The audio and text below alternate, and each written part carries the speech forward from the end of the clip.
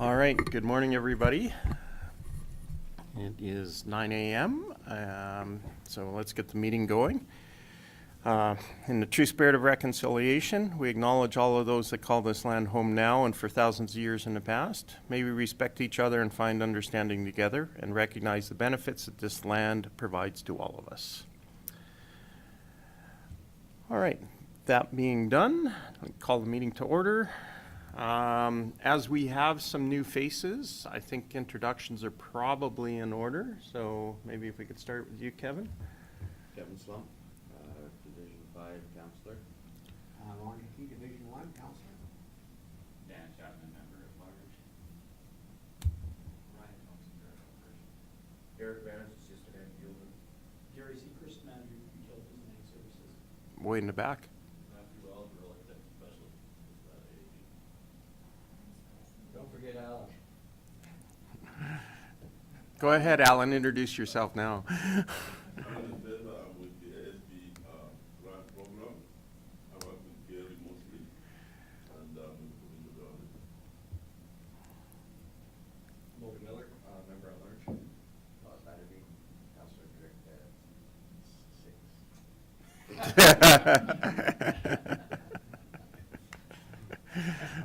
Alzheimer's kicking in. Ken Coles, Member at Large. And I am John Kuerbis, Deputy Reeve, Lethbridge County, and Chair of Agricultural Services Board. All right. Agenda, confirmation of the agenda. Are there any additions, subtractions, or changes to the agenda? Dan? Just like to have a discussion for remuneration for members at large. Okay. Can we put that under G4? Okay. All right. Would that be better as a closed session? Gary? I don't think so. Fair enough. All right. Let's address that at the time. All right. Oh, sorry, Klaus. Thank you. I was just going to ask for that. Yes, I was. Klaus has moved to accept the agenda as amended. Any further discussion? Call the question. Those in favor? That is carried. The minutes from our October 22nd, 2024 meeting. Has everybody had a chance to review that? Are there any errors or omissions? Seeing none, can I have a motion to accept the minutes? Lauren?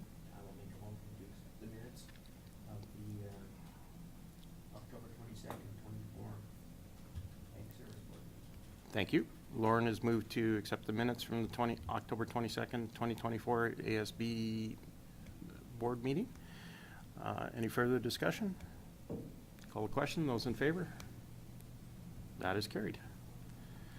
All right. We have two delegations today, one for 9:30 and one for 10.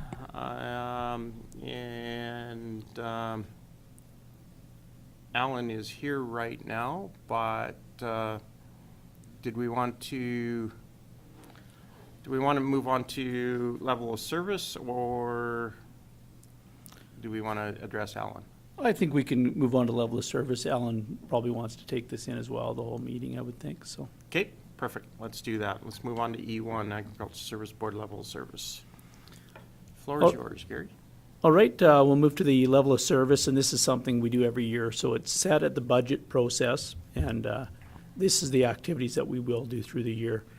And this document also has to go on to council, so we have to make sure at the end of the meeting we forward this on to council for their review as well. The level of service, it mirrors our grant application. So we've just filled out a new grant application, and this is exactly what we put into that grant. It hasn't been approved yet, the grant application, but Alan will speak on that later. Not a lot has changed in this document at all. So we've redone, the first page is our vision, mission, and values. That is now aligning with the county's core values, so that's changed a little bit.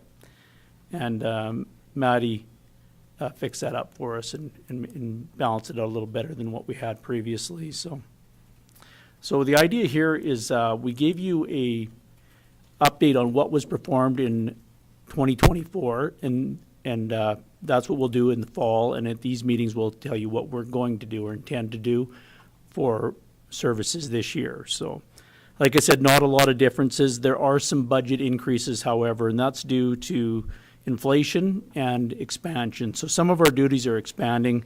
Parks and Hamlet, we're adding some mowing and spraying services. We'll be doing Frontier is a new subdivision, as well as Railside. We've taken on a lot more service there. And of course, the link pathway as well. There's only a little bit in the county thus far. We've had to add some service there. We've been doing a little bit of work, some gravel going on the path, and we mowed it last year. And that's going to pick up next year, I hear. So over the next few years, that's going to expand a lot. In Railside, there's some very large ponds at the back that we're now responsible for mowing, and some of them have irrigation. So that's going to increase things quite a bit. We've added a summer student. We were just putting too much on the one fellow that did all those activities, so we're going to add a 3-month person and help out there. We're also hoping that increases our level of service in hamlets and other subdivisions. We're not doing as good a job as we would have liked, and this will allow us to, kick it up a little bit and be top notch. As well, there is a significant park upgrade that's going to be happening in Turn this year, and they just got funding for a grant of $125,000, and that combined with the county's $150,000, and that's going to be a major project with pickleball, basketball, and an upgrade to their park. The Turn community is very involved, and that's sure helpful when we're trying to put a new park in there, so that's great. In all of our work, including related to the Pest Control Act, Soil Conservation Act, they're asking for more communication. So we have developed with Maddie a communication plan for the full year, and you're going to see the information flow a lot better this year. So one other area that we'll need to keep an eye on is brushing. We've been doing more brushing. Brushing has taken all the trees out of the ditch and treating them right, but what we're noticing now is that farmyards are, with the wind, the old trees are blowing over, so we're having to react and go in there and do those as well. So we may, have to upgrade that activity in the future. And just to note, the appendix of this document, that's the old policy section. So we consider this our business plan. So those policies have to be in there when we fill out the grant and report back to the government on our activities. We have to have those policies. So when Alan talks about the field visit, he's going through everything like that. So the very end of the document is our mowing and spraying maps. And for mowing last year, we completed 100% twice.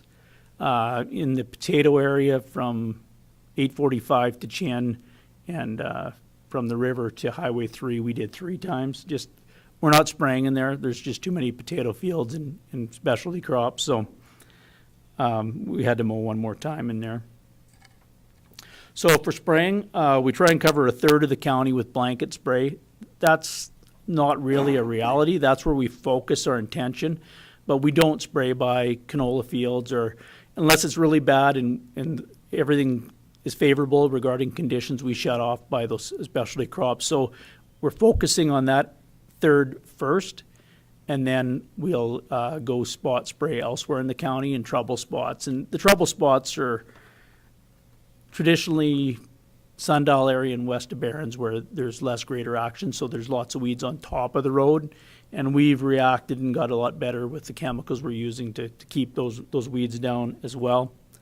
This year, our 1/3 area will be basically from the center of Keel Lake down to the 519, and then going east all the way to the county line out by Turn. So that's where the focus will be, but we know the other areas that we're going to have to focus on as well.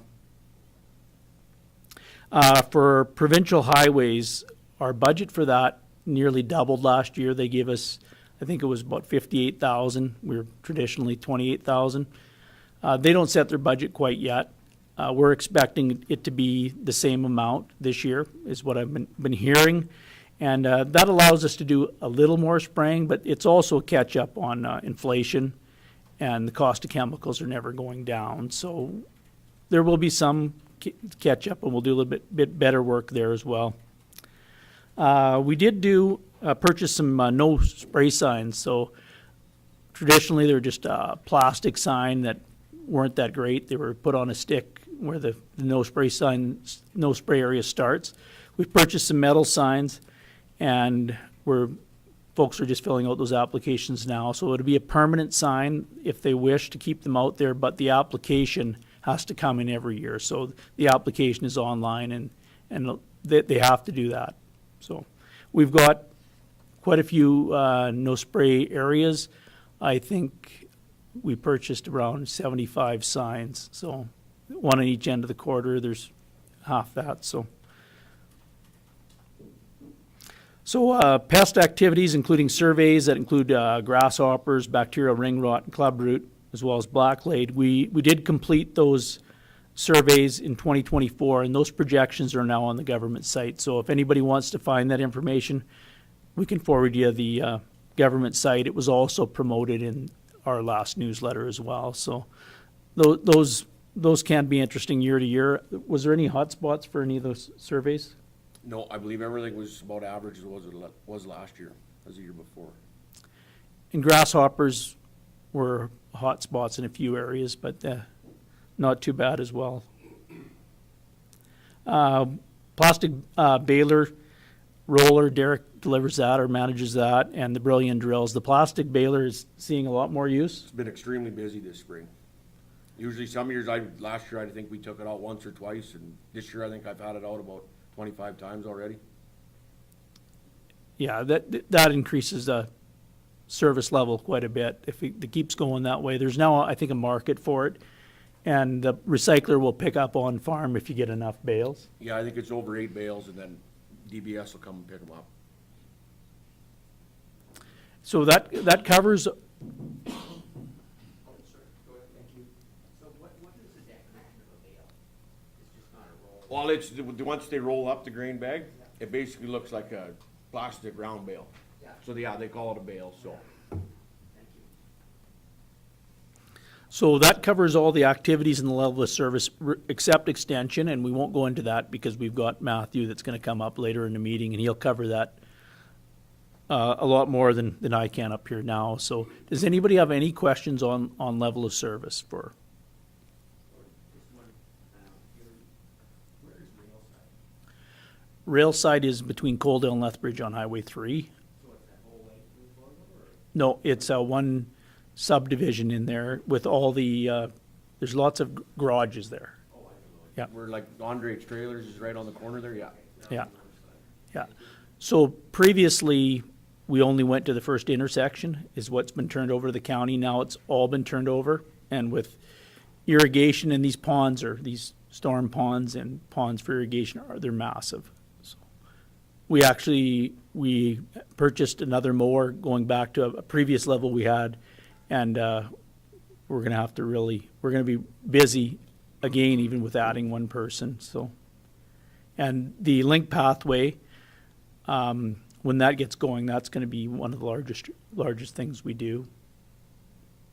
And we've been in contact with the chair of that, just so that we're on the same page of service levels. And he's been very good to deal with, and we're going to meet out there when things green up. So, I mean, you know, when you look at a service level there, you're looking at, it's not just mowing. We're going to have to get that up to speed with spraying, and then also there's quite a few rock picking, and then gopher control. I think we're doing that right now, and that takes time. Like, Yeah. we've been doing it probably for 2-3 weeks now in all of our areas. That's going to increase it a lot. So look for us, a budget increase needed there for sure. We've been talking about the link pathway there, and that most of the other stuff you mowed twice. The link pathway, that would probably be double that at least, probably. So link pathway will be part of our rotation for parks. We generally hit our service level is every 10 to 14 days. We'll see, it's dry land, but it's along a canal, like a drainage canal, and also irrigation on one side. We're thinking there's gonna be some pretty thick areas there. And we want to maintain a proper level of service where it looks good. We don't want to disappoint what their vision is, so we want to be on the same page with that for sure. And we're certainly, we'll find that level, but we'll have to figure that one out as we go.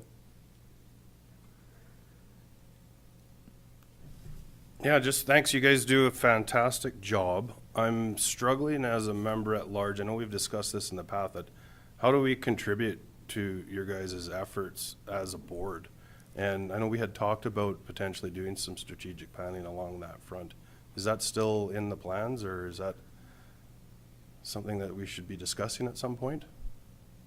We did discuss it, and then we didn't feel the need this winter, but I mean, that can be discussed as the board, as for the board right now, and if you want to set something up on how to improve that, I think it's through, you know, the resolution process and that process. I think, John, what are your thoughts on that? Yeah, we've got a item in the agenda about the resolution process for later on, so I think that maybe we can table some of that, because there's some areas there that we can definitely, as a board, contribute and add some value, so, yeah. So there's probably a cost differential between spraying and mowing as especially crops expand across the county. It's probably hard to say now, but there's going to be an increased budget for that as well, then I assume. We've been able to manage it so far, and the reason being is that the falls got drier, so the second cut, we were able to get it done pretty quick. It's the first cut that can take a little more time. I mean, last year, there was lots of grass in the spring, and then last few years, there's been not much in the fall. We're knocking down kochia and weeds in the fall. So, yeah, that is a concern. That one area that we do mow, we're just seeing how we can deal with it too without doing a lot of spraying. And I mean, spraying, we can do a better job for sure. It's more permanent. You can get the weeds under control. But if you drift into a potato field, the ramifications are pretty severe on that. There's definitely a few people, like with the specialty crops, that are doing their own mowing too. So that's definitely helping us out a little bit to keep up on it, so. And we've talked to some of the folks that are mowing in those areas. We're telling them when we're mowing. So we're mowing now. Don't follow us. And we'll be back at this time of year. So catch one in between and maybe one at the end if you want to do that kind of level. And folks have been good. We like when they mow it. There's probably 50% of the roads in there on potato fields are mowed. So that allows our guys, that's an easy on the mower and easy on the equipment, easy on the guy when you get to zip by those ones. So producers are certainly helping in a lot of areas. And then canola fields, you'll see it sometimes too. And in Sundial area, Turn, Sundial, traditionally that was a dry land area. And they're getting irrigation now, and there's lots of help with mowers out there. Once in a while we'll have to, tell them how to mow a little better. We don't like the grass on the road. That happens when the right-of-ways are narrow. You have to kind of figure that one out. But it's been good with the help from producers.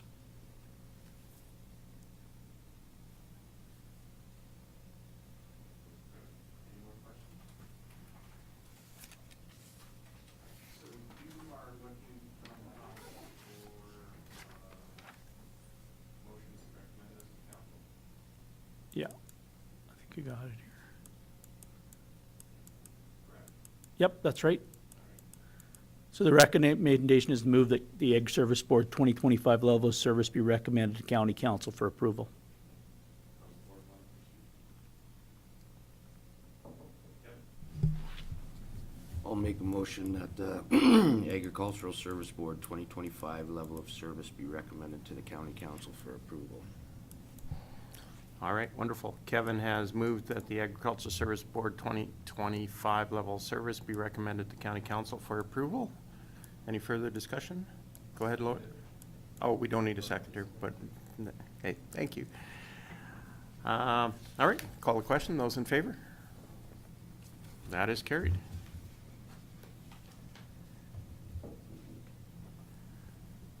All right, where do we want to go from here? I think we can go to Alan Efetha. Alan, you okay to start 10 minutes early? Yeah. Okay, wonderful.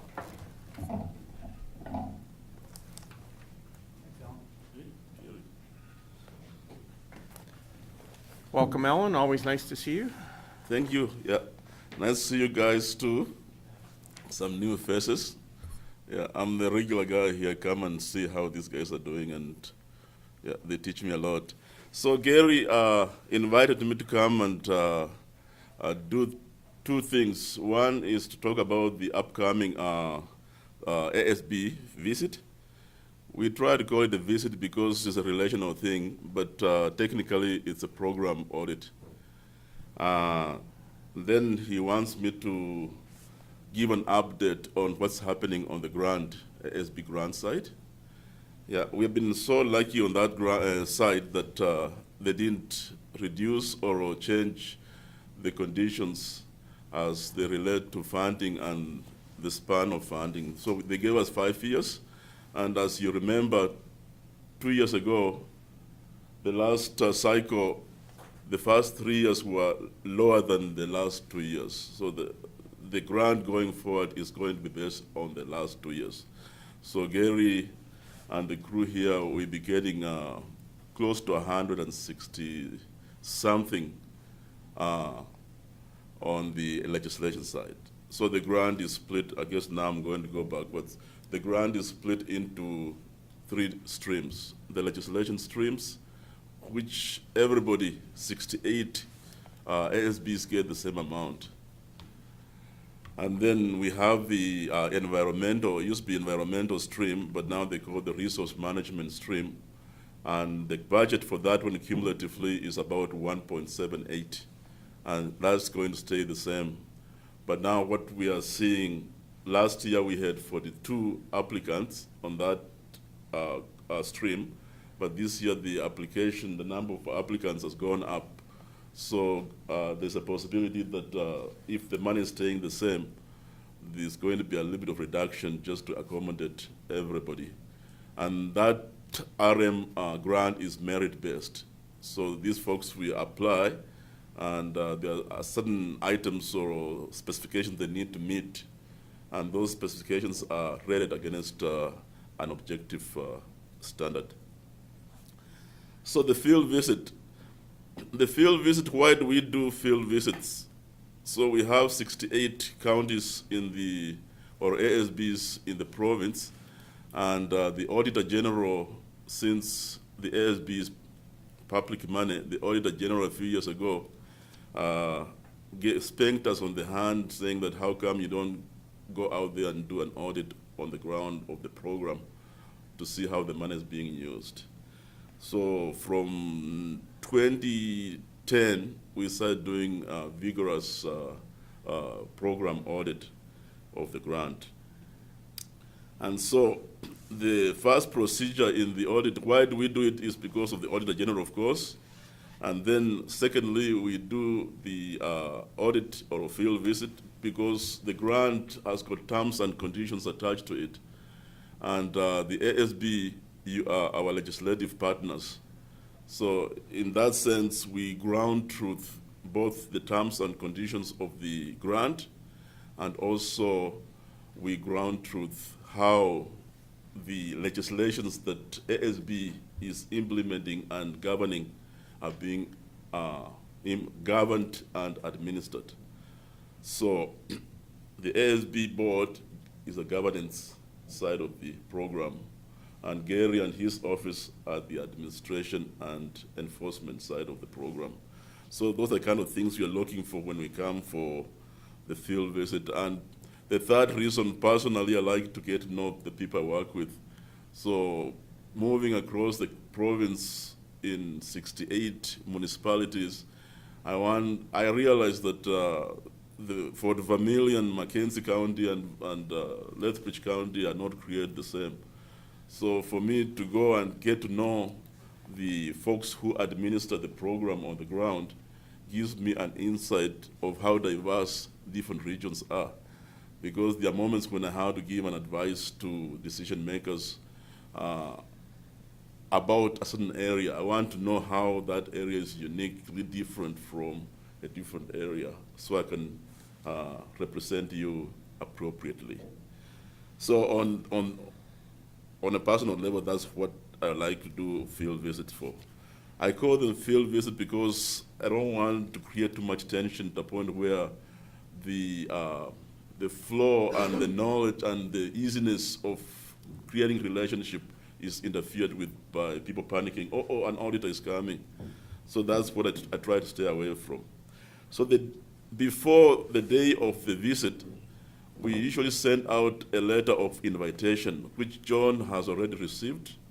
Yeah, see it on there. And in that letter, basically it explains why we are coming and when we plan to come and how the day will look like. And if you have any restrictions, let us know so that we can adhere to your rules. So once you receive that letter, Gary and the crew will get hold of us and tell us the day that suits them for us to show up. And on the day of the visit, I think we've gone through this before, eh? On the day of the visit, I'd like to have a meeting with the governing side, the board, early in the morning, half an hour, just to have a chance to, you guys I can say, to have a chance to get to know you because I've known you folks for a long time. I know you guys, eh? But in the areas where they have new ASB members, I like to know them very well and see how they're doing things on the ground. And then if they have questions, ask me questions, what are their duties under the ASB Act. So the ASB Act is the umbrella act that governs what we do. And under that, we have the Agricultural Pest Act and the Weed Control Act, Soil Conservation Act, and we do assist the Animal Health Act activities.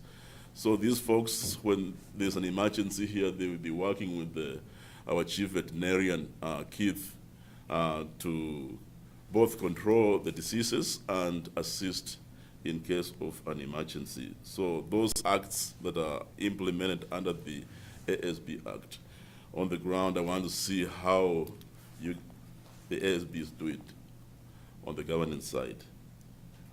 And then within the ASB Act itself, the second part of the ASB Act, the first part is the governance. The second part is taking land under supervision or reclamation. So that one is barely used, but it's used when the Weed Control Act is not suitable or the Soil Conservation Act is not suitable. So on the day of the field visit, as we talk about governance, some of the questions that we focus on are things that you guys usually do during the year as far as governance is concerned. So do you have an ASB that has been appointed by the council?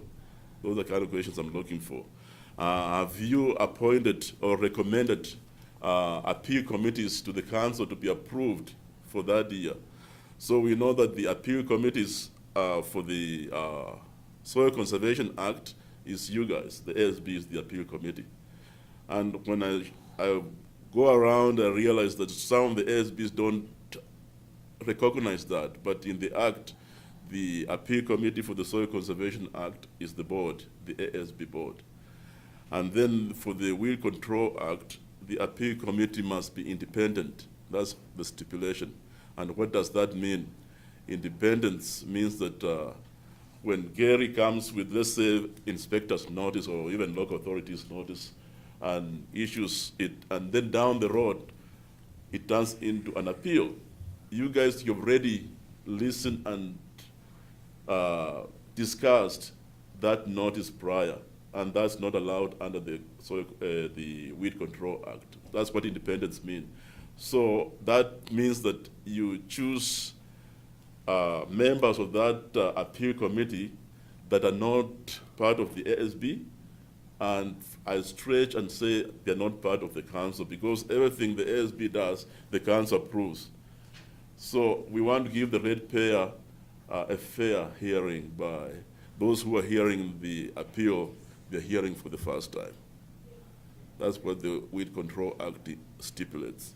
And then the Agricultural Pest Act, the only thing it stipulates is that the appeal committee or a board is supposed to be chosen for the calendar year. So what I see happening in most ASB areas, they choose one appeal committee for both Weed Control Act and the Agricultural Pest Act. So it has to satisfy those two requirements, independence and it's for the calendar year.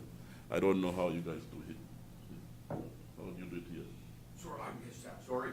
The appeal committees for the for the Weed Control Act and the Agricultural Pest Act, are they separate or they're one? I believe they're separate. Which? The appeal committees. Yeah, they're separate. Okay, so Gary understands that. Those are appointed at the organizational meeting in fall. Yeah. So on the government side, on the day of the field visit, those are the kind of things I'm trying to find out.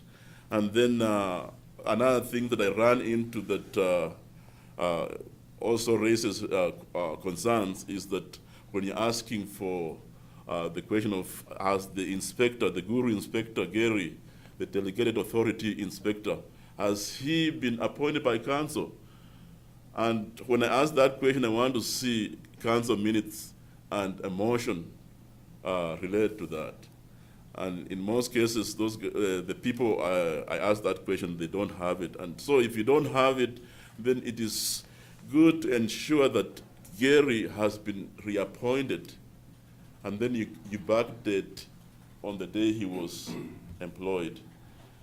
And the reason why I'm saying that could be a ground for an appeal to be thrown out of the window, because it's only the council when it's appointed him that he gets all the powers that is given by the acts. The council appoints the inspector, and then he becomes an inspector. That's why I'm a little bit fussy to ensure that I see the minutes indicating that, or the minutes exist somewhere, just in case somebody asks, are provided. Yeah, and then, yeah, those are the kinds of things I look for, the appeals, governance side of things. And then after half an hour on the day of the visit, I go and spend time with the Gary and the folks. So over there, we do a tour of the office, and I want to see the policies that have been developed by you folks and approved by council on the ground. I want to see if you do have a strategy, that strategy is a living strategy, which means that the measurables and the outcomes are monitored in the strategy year to year, so that when you ask yourself, are we making any progress towards our vision or our mission, those things are documented and are measurable. Yeah. And then after that, we go in the field and we look at the projects that Gary and the groups are working with. We look at the mowing and spraying, and if they have some special projects that are unique to Lethbridge County, we look at those. And in the evening, when I leave, I go and develop a report of what I saw on that day. And the report, we have recommendations embedded. And those recommendations are categorized into 3 categories. So the first category is critical, and that means it's going to affect the grant unless it's rectified. Critical. I haven't really run into many criticals, but I've run into critical. 2 years ago, I ran into critical, and everything comes to standstill. And then this second category is significant. So significant, if I was to ask that, Gary, give me your council minutes showing that you appointed and he's not able to do it that day, that I make a recommendation that he has either to provide the proof that he has been appointed, or the appointment needs to take place immediately. And then enhancement is value adding. The things that you do that others don't do, that add value to the program. And so those ones are not, I don't look at them later on, but I look at significant and critical when I close the file. Any questions? Your auditor's report, is that made available to the committee at all? Yeah, so I guess, Only go up to the government that yeah. you've audited them anyways. Yeah, so to answer that question, every year, before you get the grant for the next year, Gary submits a report. And that report, everything we do in the field visits, in that report. So that report is ground truth on the ground. So we return, once Gary sends in activity report at the end of the year, and that report, we go through the grant management system, and in there you say, okay, the County of Lethbridge ASB has submitted the report. They have submitted a statement of income and expenditure, and then the whole county it's in a good standing with the municipal affair. We check that, and when you file your documents with the municipal affairs, you're in good standing. Or those 3 items, once they are checked, we push the money for next year through the grant system. I go in there as subject matter expert because I work with you guys, and once I check those 3 items, now it's gone to the next department that I don't control. Yeah, and then the money is triggered to go. This next year's money is triggered. Every year it happens like that. Yeah, yeah. So the Auditor General for the field visit is kept. We have a summary, executive summary, that is kept in our files, and executive summary is sent up. Yeah, and if you want that, you get it, the report. We can make it available when he has it. It usually takes some time to get that report back. Yeah. When would we expect that, if we did a inspection in August? Yeah, so during summer, because we are all busy, I usually wait until the snow starts flying. But if you're not a lot of, if there is a critical, right away you get the recommendation. But if there's significant, I might wait for a month or so because I'm going around the province doing my audits. I have 15 of them that I work on. So 15 works out to be every 5 years you receive an audit. So 5 years ago, somebody was, I think it was me, Yeah. So since I was here the last time, I sort of know what is going on. It's a little bit easier to spend time chatting about other things. Yeah. So yeah, you do get a report of that. And when I close the file of the field visit, Gary will get the final document. Yeah. It could take 6 months, I think, into spring of next year, by the time we get the report, I would say. Yeah, but I do communicate with him verbally right away when I leave. I say, oh, these are some of the concerns I ran into, and that needs to be rectified. And he is very good. He rectifies some of those things even before I write the report. Yeah. Yeah, so on any questions pertaining to field visits? Ken, I used to work with you. You did? It's slightly different from the AOF, I was gonna ask you how often you do them, but it does seem like a pretty costly effort considering the size of the grant, and are you getting the resources you need to? Yeah, so over time you get a little smarter and you look at some of the new employees that are sharper, that can learn very fast, and you go with them on a few, and pretty soon they become trained. And so that's what I do. I have a few of well-trained fellow civil servants that I work with, and they give me a hand. Unless there's an issue, if there's a big issue, I know that I'm going to a certain county that has got big issues, then I go myself. But if, for instance, Lethbridge here, I know everything he does. Yeah, if he's dealing with partnering with Noel County, Tabor, and Warner on soil erosion, I know already even before he tells me. Yeah, so being local is beneficial that way. I have a general question for you. I think it's a good exercise to be able to be on the ground and see what's happening. From my perspective as a member at large, in many regards, it feels like the entire ASB program's on a bit of autopilot. And there hasn't been significant change in the way it's administered for many years. In everything that you've seen, if you had the opportunity to recommend significant changes to the entire program, what would it be? For our program here? Yeah, no, not for Lethbridge, for the entire province. Like, Oh, yeah, yeah. like So- you're the one on the ground, so Yeah. I'm finding that it's great that, you know, what we're doing is happening, but I'm also thinking that it's time to really look at the effectiveness of the entire program. Oh, I see. Yeah, I see what you're saying. So, was it 2018, 2019? We had a review of the program, and the review was done by you folks. It was not done by the government. And about 6 recommendations came out, and year by year, we are implementing some of those input from the ASB members. And can we tell you that the application for this new ground is slightly different, eh? A little bit, yeah. Yeah. And so what you are trying to do is to mirror the application, the field visits, and the reporting should mirror each other to close the loop. So every time we do something with these folks, we are improving, implementing some of the things that were suggested on that time, 2018, 2019. There's a report out, and it was done by you folks. Yeah, and one of the, go ahead. Just to your comment, wouldn't it take change of legislation to change the implementation of the act, right?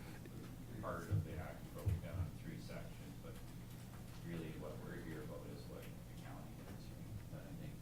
Yeah. So what on the ground in terms of our office doing the work with you guys to make sure that you're in good standing and the risks are taken away, we are trying to adhere to what the Auditor General wants. But as far as your existence as ASB is, like you say, you are our legislative partners since 1945 when ASB was created by the 2 counties, participating, Red Deer and Conridge. That still stands, that you implement provincial government rules on that basis, but the working of the interaction as pertains to the grant, that's what we focus on to ensure that there are no questions asked. There's a scenario happened, one of the county on the west side of Edmonton or that area, yeah, one of the ratepayer wrote in the minister and telling the minister that those guys are not doing what they're supposed to be doing. And we had just done a very vigorous field visit in that county, and we had this executive summary, and that was a proof that no, they're still doing with minimum resources, they're doing more than their duties on what is expected of them. So there you go. Having these field visit audits done, because we don't have the capacity, but every 5 years is a good thing for the program. Klaus? Yeah, thank you, Mr. Chairman. So, with the review that you've been doing, and it's been 7, 8 years since we did the last one. 5 years. Oh, is it 5? Yeah, every 5 years. So it's gonna be coming up again this fall? Yeah. Okay, good, yeah. Yeah, so that's the letter there. The invitation letter was sent the end of February. March 4th. March 4th, yeah. So, yeah, that's what we try to do, just to adhere to the rules. And besides, when the provincial committee, your provincial committee asked for more increases, these reviews and field visits, they add on to justification why should these folks get more. And then in that report, these folks submit every year, we look at the amount of the grant versus the amount the local authorities put in. And so we realize that the grant is, in most cases, about 10% of the total cost. Is that not enough justification to help the local authorities to do what they do best on the legislation side? So we use the reporting for leveraging too in decision making. Alan, do you have any idea or indication of when we will hear on our grant? Oh, so yesterday I was just scanning through the application Kerry put in, and we put out application a little bit earlier this cycle to enable these folks to work on it right away and give it to us. And what we are hoping to do is to see if money can be released before the year end, but that's a big no-no. It has to be released after April. So we are targeting, we are lining up everything in the big system, GMS, so that once the applications are approved and into the GMS, we are looking at May. We are pushing for May, which is earlier than other years. Yeah. Perfect, thank you. Yeah. Right. Any more? Go ahead, Klaus. Yeah, thank you, Mr. Chairman. So the total grant comes out as provincial, right? Yeah. So Okay, so how is that divided amongst all the MDs and counties on a fair Yeah. basis? So we have three streams. There's legislation streams which I work with. That amount is divided equally among the 68 municipalities. And the logic was, before this past cycle that ended last year, December, there were about 7 small ones that were underfunded compared to others.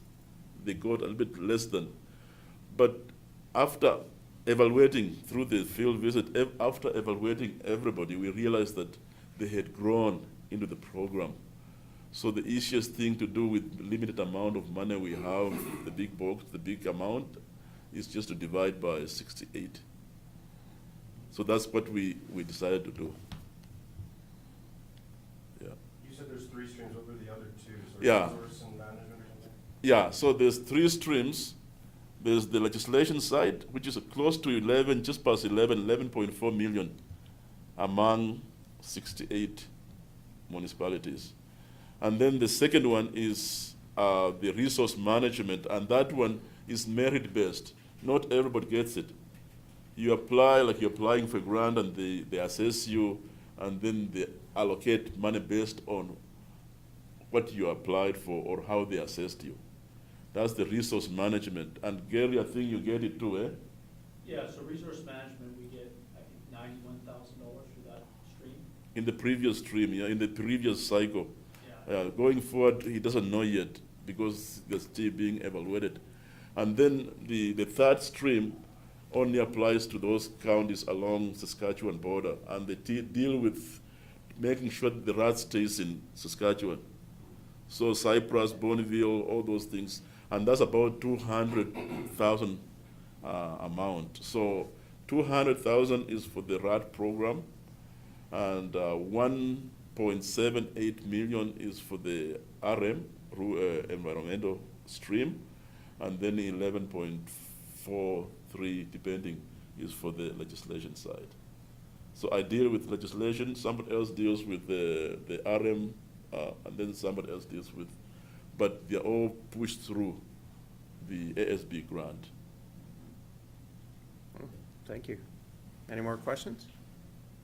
Just one clarification, if that's okay, Alan. You Yeah. said you found that the average is 10% the grant covers on average across the province compared to the contributions of the counties? Yeah, so it depends. If you're Rockview or Lethbridge, the big counties, Yeah. then it might be a very small percentage of your total amount because you put in a lot, eh? But you go to Spirit River, it might be 60% of their grant. It depends how big you are, but on the average, cumulatively average, Pretty low. we found that leverage And was you said you above. use that as potentially as leverage to ask for an increase, but Yeah, so this when, next cycle you said is basically the same as the last 2 years of the last cycle, is that right? yeah, so what happened the previous cycle, we went from 3-year cycle to a 5-year cycle, but they reduced the amount by 27%. And then 2022, the new minister came in, Honor, and he instead the 3 million that we had lost in the middle of the grant cycle. So the last 2 years of that grant cycle that just ended in December, these folks got more than they got in the first 3 years. So that, the last 2 years amount per year has been carried forward in the next 5 years. Thank you. Yeah, and we were so lucky to be approved for the 5 years, because at that time when we requested to renew the grant, they were not allowing multi-year approval. But you guys, we show that you're special. They allowed for that 5-year approval. So that's I'm happy about that. Eh? Yeah, and I think the provincial committee put in a request for adjustment for inflation, but I don't know where that has gotten to. These guys know more than me on that front. Gary, you had a comment? Yeah, so the cycle, the beginning of the last cycle, they reduced it. We did a resolution that was supposed to go to RMA, I'm not sure if it did, I don't attend that process, but we wanted to put the money back to what it was, and then 2 years later, they increased it back to the normal rate that we were used to, so. With us, we're used to the resource management funding being at a certain level.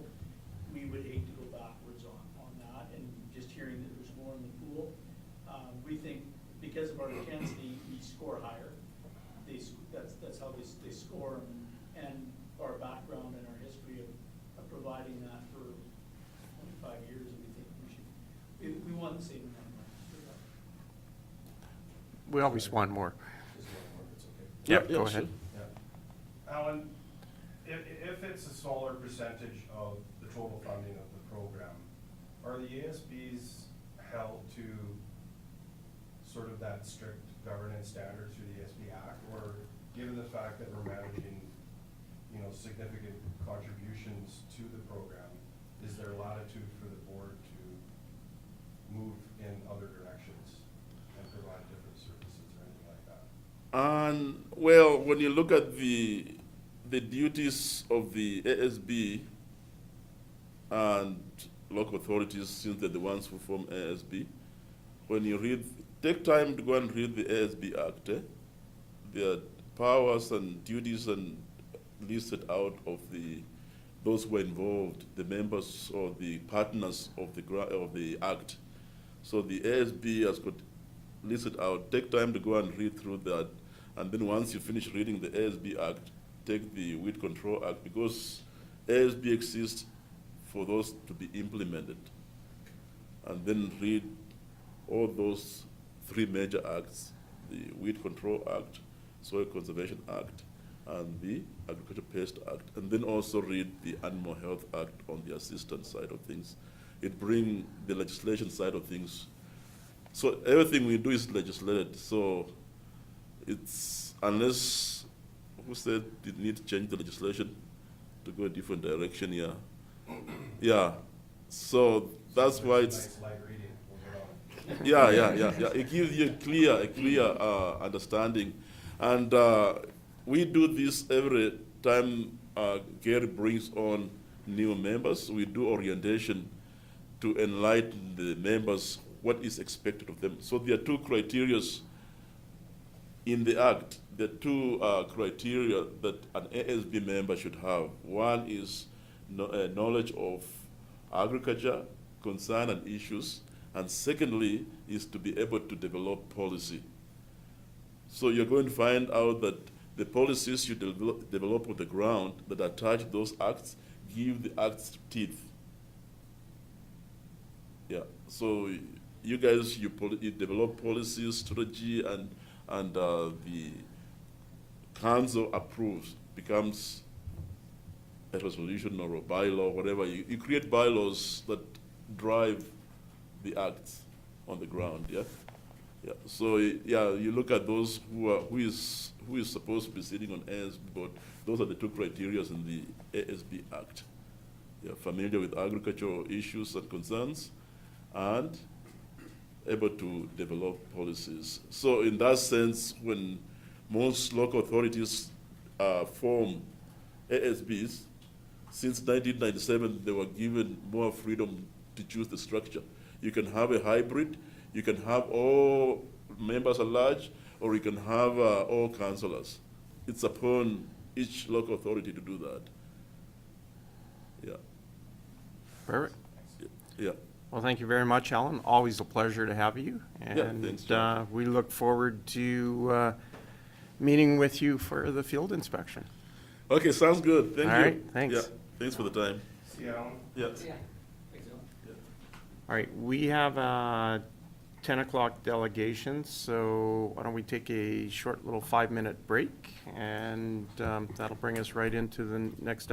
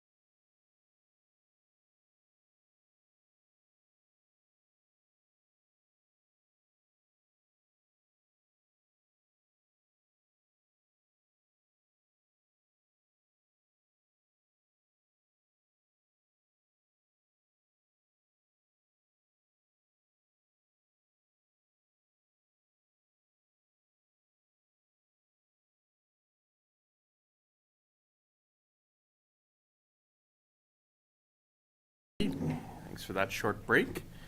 And we now have a delegation with Neha Vaid. Thank you. And the floor is yours. Yeah, thanks, Chair, Board. Just want to do a quick introduction. Happy to introduce Dr. Neha Vaid. She's a scientist with over 15 years of expertise in plant molecular biology, genetics, and genomics. She's currently an assistant professor of sustainable agriculture at the University of Lethbridge, where she leads the Agricultural Sustainability Lab. She did her undergraduate and graduate studies from India and holds a Ph.D. in plant molecular biology from the International Center for Genetic Engineering and Biotechnology, New Delhi, India. She conducted her postdoctoral research at the Max Planck Institute in Germany before joining University of Calgary and AAFC Saskatoon as a research associate to work on development of drought-tolerant wheat varieties.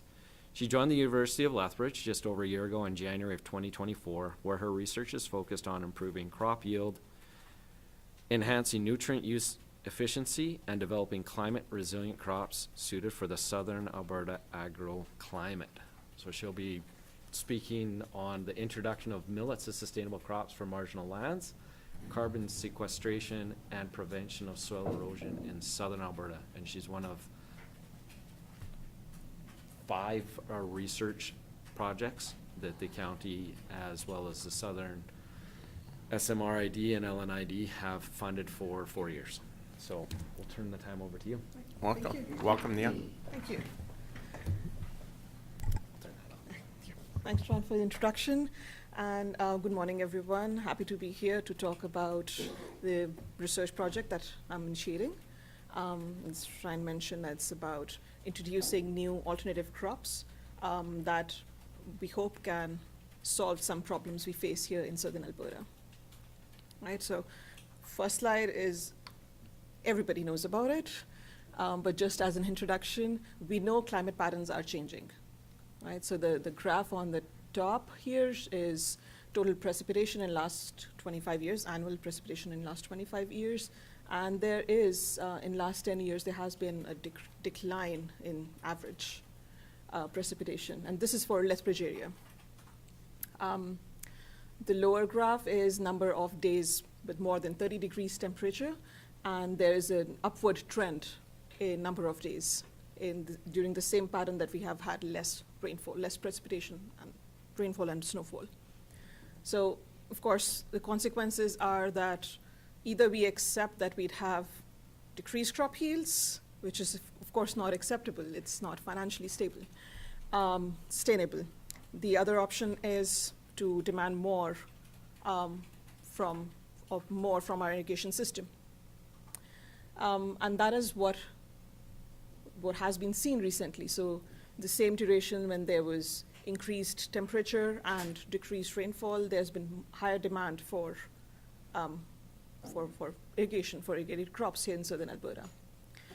Other consequences, of course, if somebody's dealing with forage crops and livestock feed, decreased forage crop production because forage crops take a lot of water.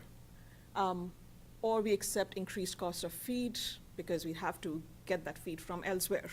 It's not growing here in southern Alberta because of less rainfall. Another problem that we've come to know in southern Alberta is because of those hot and dry winds blowing off our fertile topsoil, so soil erosion, overall leading to reduced agricultural sustainability in terms of financial, so economic stability for farmers, also for food security. Right, so as Ryan mentioned, I am a plant biologist, I'm a crop scientist, so what can I do to help is the question then. So trying to find a solution, I started thinking about crop alternatives that could either be heat and drought tolerant, something that requires minimal resources to maximize financial gains from those crops, something that has good rooting system, could be used as a cover crop maybe to hold on to soil particles, prevent soil erosion, and would be cherry on top if we could use that cover crop for something like a feed supplement. So my proposed solution to that is millet species. Why? Because I come from an area where millet species evolved. A lot of millets are grown in India. They have evolved in South Asia and Africa, so super hot, super dry conditions. These are small seeded crops, and I'll show you in the next slide how small seed I'm talking about. So people know here about millets. Some people know here about millets, but they know mostly about pearl millet, only one of the millet species. There are 11 of them in total. And they vary a lot in their, how they look, how the plant looks, how the seeds look, and how they behave. So in India, of course, the big farms have been taken over by rice and wheat cultivation, something that makes profit. So millets are generally grown by small-scale farmers who either do not have fertile soils or do not have resources to put in those soils, so in terms of irrigation or in terms of fertilizers. So they're generally grown by small-scale farmers on marginal lands, and millets do well on those lands. Requires little to no fertilizer at all, grain-fed, very tolerant to most of these rusts that affects wheat. Of course, we have to wait and see if it behaves the same way in southern Alberta. Change in conditions, plants can behave differently. Right, so there are, as mentioned, 11 millet species, of which 10 are available with stock centers, the seed stock centers that we have, which hold germplasm. Right, so 5 of them I've acquired from United States Department of Agriculture. These are the ones that are growing in my greenhouse. You can see their seeds are really tiny, except for the job steers. It has a big, thick seed, but otherwise the seeds are really tiny. And the plants look, from little millet, looks like wheat. It's difficult to sometimes even differentiate between a wheat and little millet, to job steer, barnyard, and proso look more like corn, maize. And foxtail millet like some ornamental plant, honestly, right? The one on extreme left, I wish there was a plant to grow that. There isn't. Oh, well, we'll stick with the plants then. Right, so these are the millet species that I have growing in my greenhouse right now. So what do I want to do with them is to test if they can grow and they can thrive in southern Alberta. So exactly what? We want to see if it is better as a main crop or if it's better as a second crop. Because most millets are really fast growing. They mature really fast. So they can maybe serve as a second crop, but we have to see how they behave here. We want to see how much of inputs these crops demand here. Fertilizer, irrigation, pesticides, herbicides, remains to be seen. And of course, we want to check what is the yield and other agronomic potential of these crops. Second thing, can we use them as cover crops? So we know that in our greenhouse as well, under perfect conditions, of course, they're really fast growing. They don't take much time to establish themselves. So a good sign as a cover crop. But does that happen in field setting as well? How much of ground cover we can provide with these cover crops, well, if it's good as a cover crop. Can we use it as feed supplement? And why even we are testing that? Because it's generally used as feed supplement. Well, it's used as food and feed in India. So the leaves are generally used as forage, and seeds are used for human consumption. But we also know that a lot of pet food companies, they are using some millet seeds in pet feed, so, but non-ruminant ones. Chicken, bird feed stuff, they have millet seeds. So there's a potential that seeds could also be used as a feed supplement. So we want to test what's the nutrient and anti-nutrient factor composition of these seeds, and if there is a potential, like how well could these be digested? How much energy could it provide our livestock? And could these be then considered as a potential alternative livestock feed that can grow under dry and hot conditions using minimal resources? Because that is a factor that could reduce the cost of feed. Last thing is something that I would like to test, but funding dependent. I believe millets could improve soil quality because they leave so much of root mass in soil, a lot of organic matter, that would degrade and should be able to improve soil quality. Remains to be tested though. So we want to test soil organic matter and nutrient composition of soil before and after we grow millets. So the work plan, we've already acquired some millet seeds from USDA, others I can get as soon as we get some more funds. These are currently being propagated in University of Lethbridge greenhouses to get some more seed mass, because USDA gives us 100 to 150 seeds. We need more for field trials. So starting this year, we'd start with our field trials. So I could not get any plot of land in Lethbridge County, so we're just going right outside Lethbridge County, Vulcan. And we'd be testing the 5 millet species that I showed the picture of at a plot in Vulcan this year. And we'll continue those trials, different locations. We'll try to get some plots maybe next year in Lethbridge County.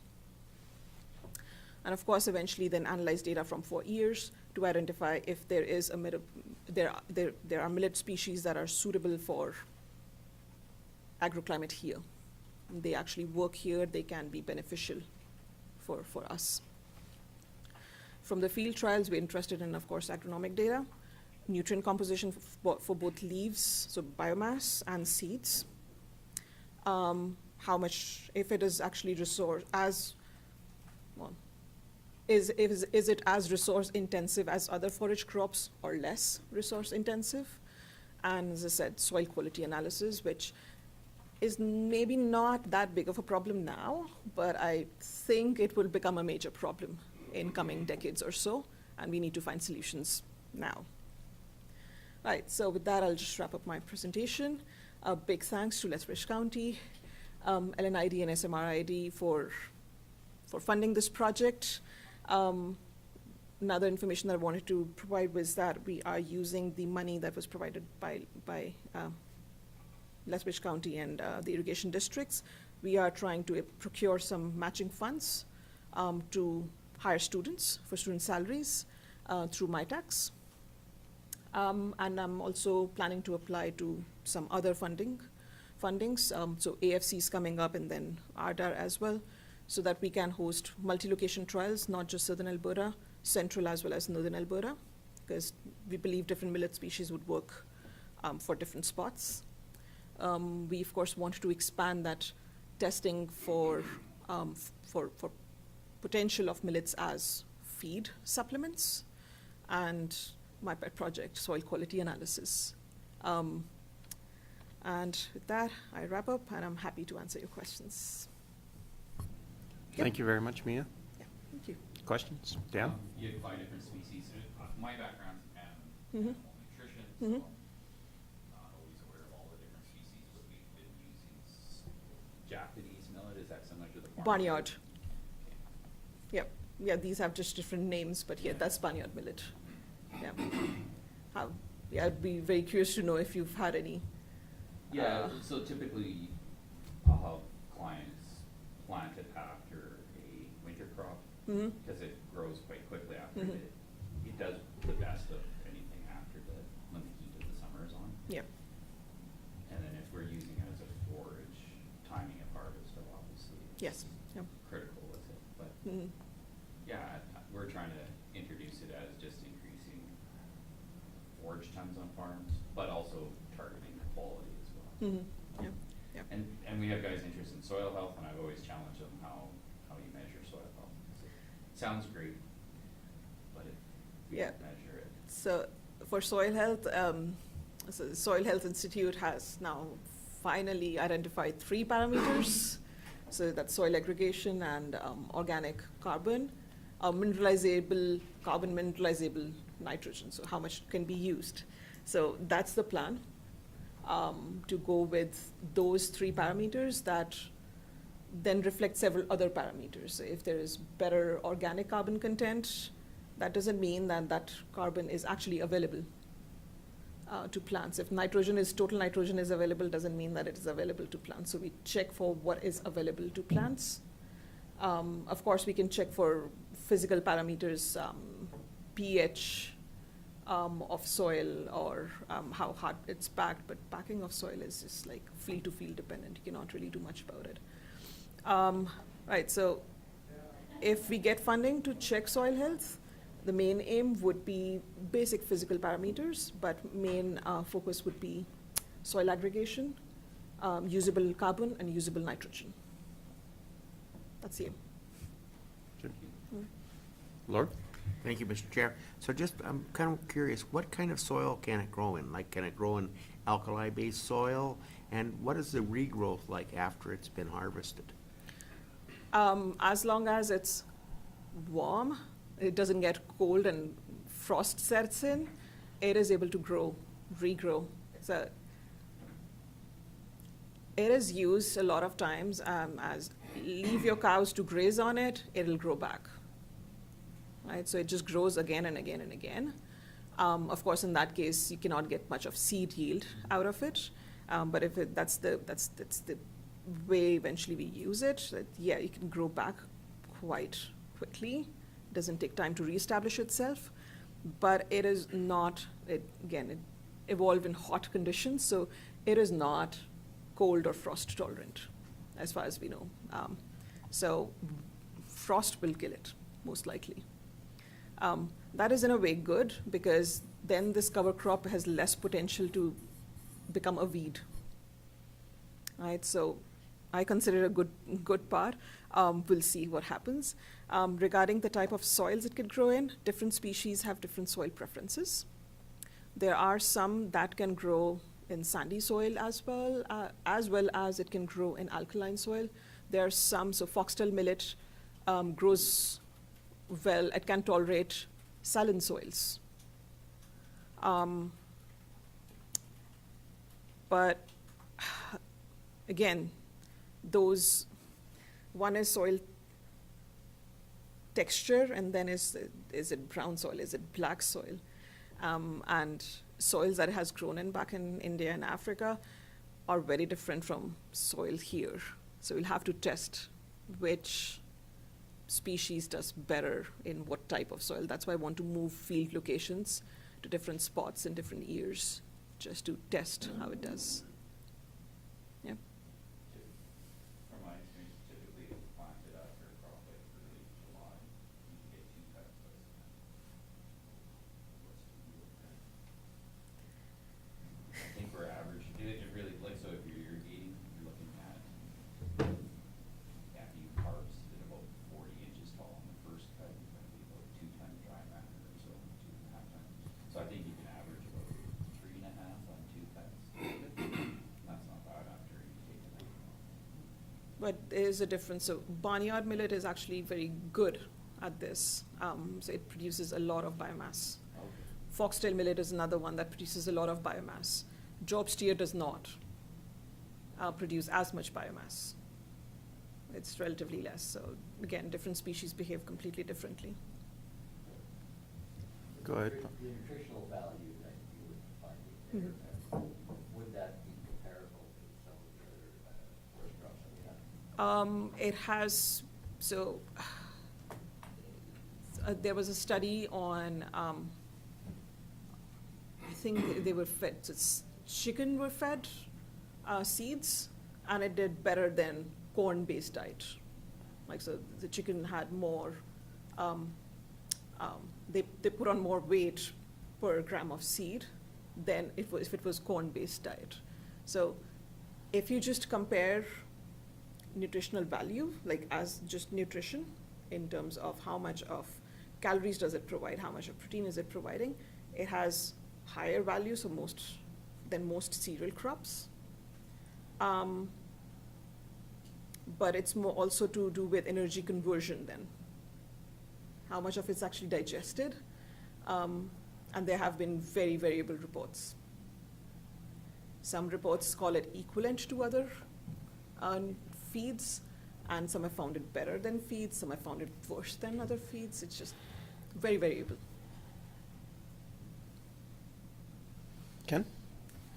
Thank you, Mr. Chair, and thanks for your presentation. Yeah, I'm Ken Coles. I'm with Farming Smarter. I heard about you from Michelle. We've done work on warm season crops even 20 years ago, so it's been dabbled in. And I just wanted to make clear that like Dan's actually talking about under an irrigated scenario. And on top of that, we also have folks that are playing around with sorghum and sorghum sudan grasses Yep. as forages. We actually had a proposal to study that as a double cropping system, which was denied just yesterday, unfortunately. But I just wanted to introduce myself and let you know that we do have some experience and ability to do field trials along that front. Right, And yeah. I just visited Farming Smarter yesterday. Oh, for you the- were at that tour, Yes, great. I was there. I was just curious though, as a molecular plant biologist, is that what you said? How do you use that skill set to adapt the millet species to our environments? Because do we need plant breeding as well? Or, because I think, like you mentioned, the issue with frost tolerance and things like that. Like, right now, we're always looking at trying to find a cultivar from somewhere else that magically fits our environment, Yeah. but isn't always the case. So I'm just wondering what your strategy is there. Right, so the plan is first to find out what has value here, right? Not just what can grow here, but can we use it other than just a cover crop? Right? Can we get something out of it, like feed supplement or something else? Once we've identified, so of those 10 species that I can acquire, once we've identified which ones are doing better than others, shortlisted to 3 or 4, then I do plan to acquire a lot of germplasm. So there's an extensive germplasm stock in India, and there's another resource from USDA. So we can get those resources and then try to screen those if some are better suited for our environment than others.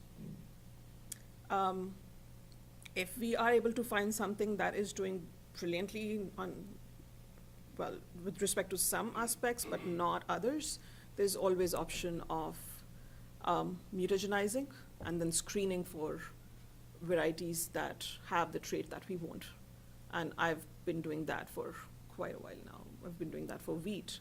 It should be easier to adapt the whole protocol for millets as well.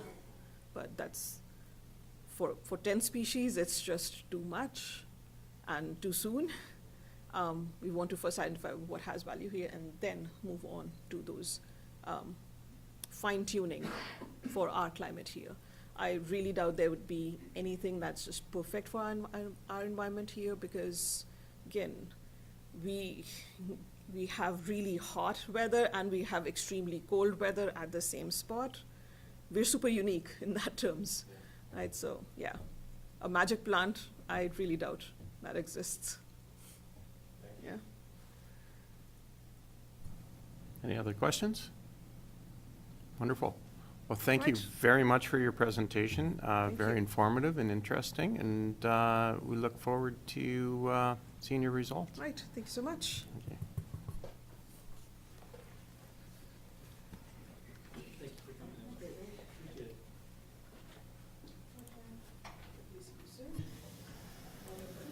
All right, if we can move on in the agenda to F1, F correspondence, let's just address that.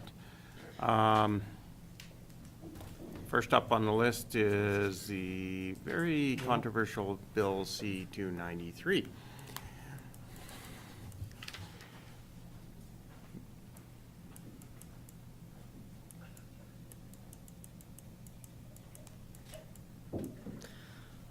All right, there was a number of letters that came in regarding Bill C-93. We didn't attach any of them. I think a third of the municipalities have put in a letter regarding this. The provincial committee is taking a three-pronged approach to lobbying government for our wants or needs, and And the first one is the resolution session, and then the second one would be letters, and the third one is the position statements. That's new. For various reasons, I think folks have gone to letters. I do not believe that I've seen C-293 as a resolution, so lots of people, and John, maybe you can give a little, I know you're up on this one, a little of the background of this bill, C-293. Certainly.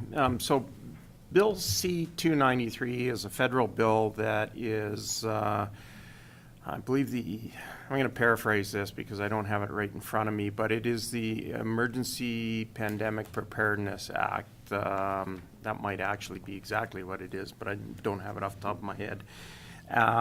There are two small sentences in that particular bit of legislation that are extremely contentious to agriculture. One of them pertains to giving some pretty significant authority to the federal government in the event of a pandemic to make decisions on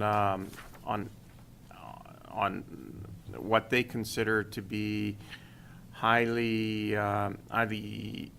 dangerous transmission of and production of animals.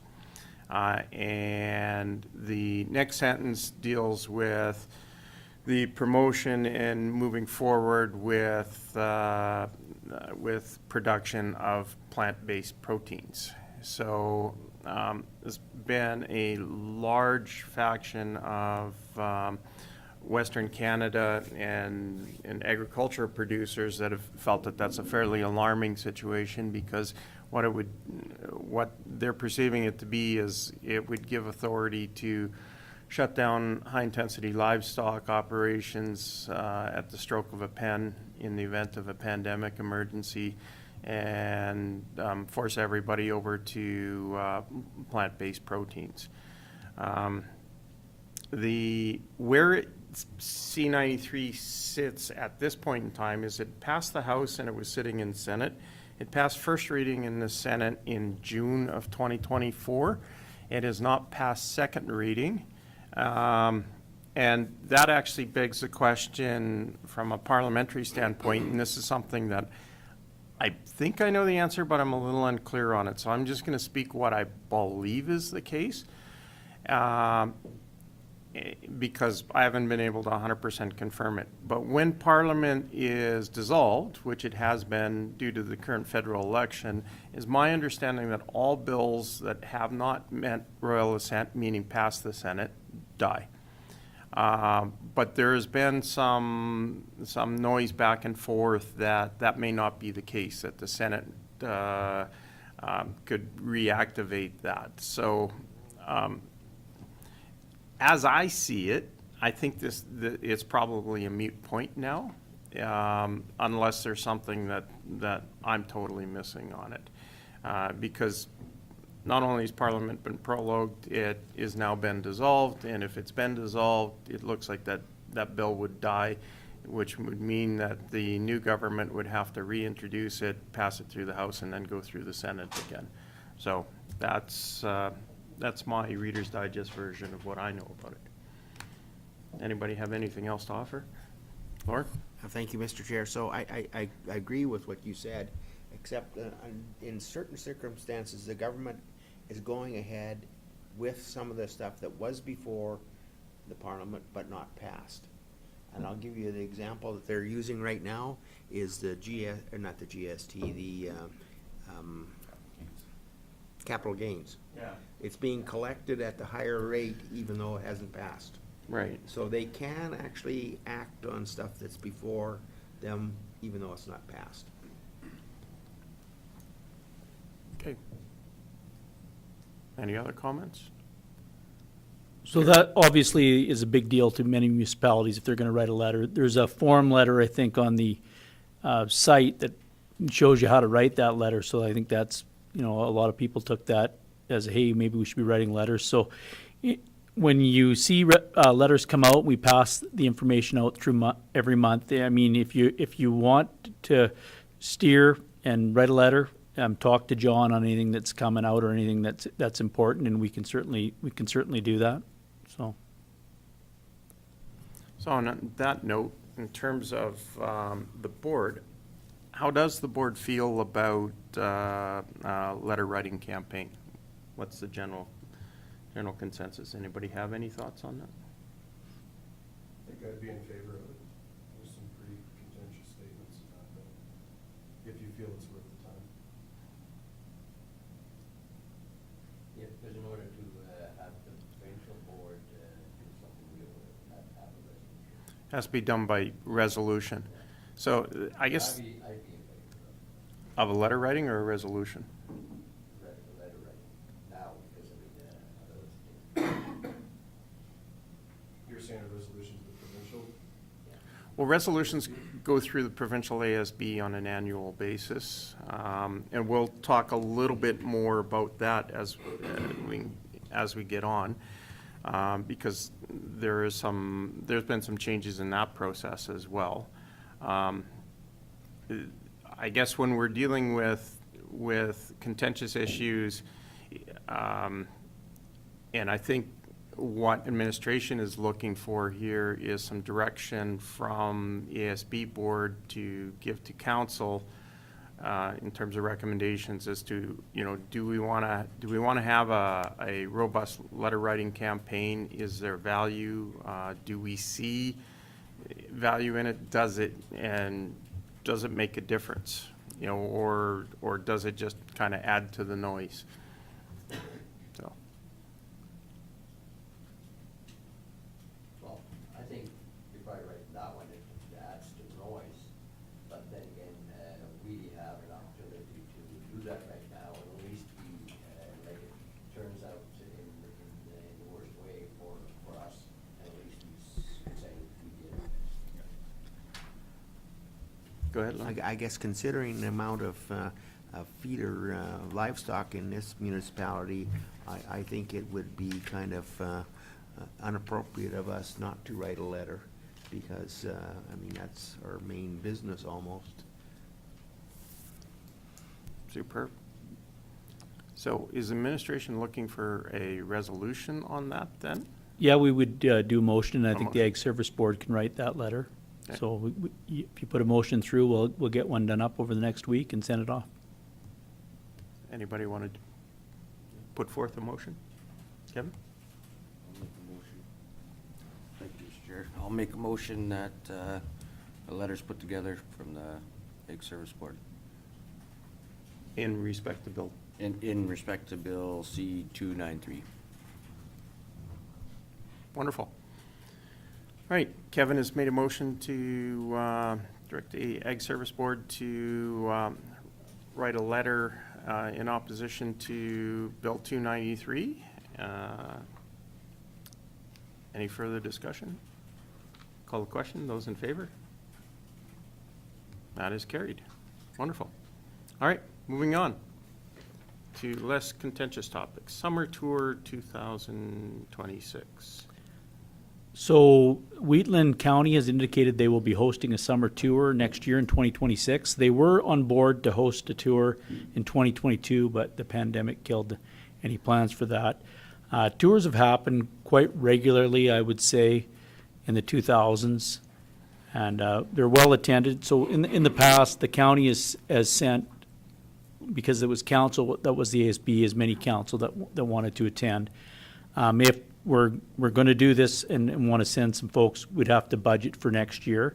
So we'd have to get a head count on how many people actually would be interested in attending, and then putting it in the Ag Service Board budget.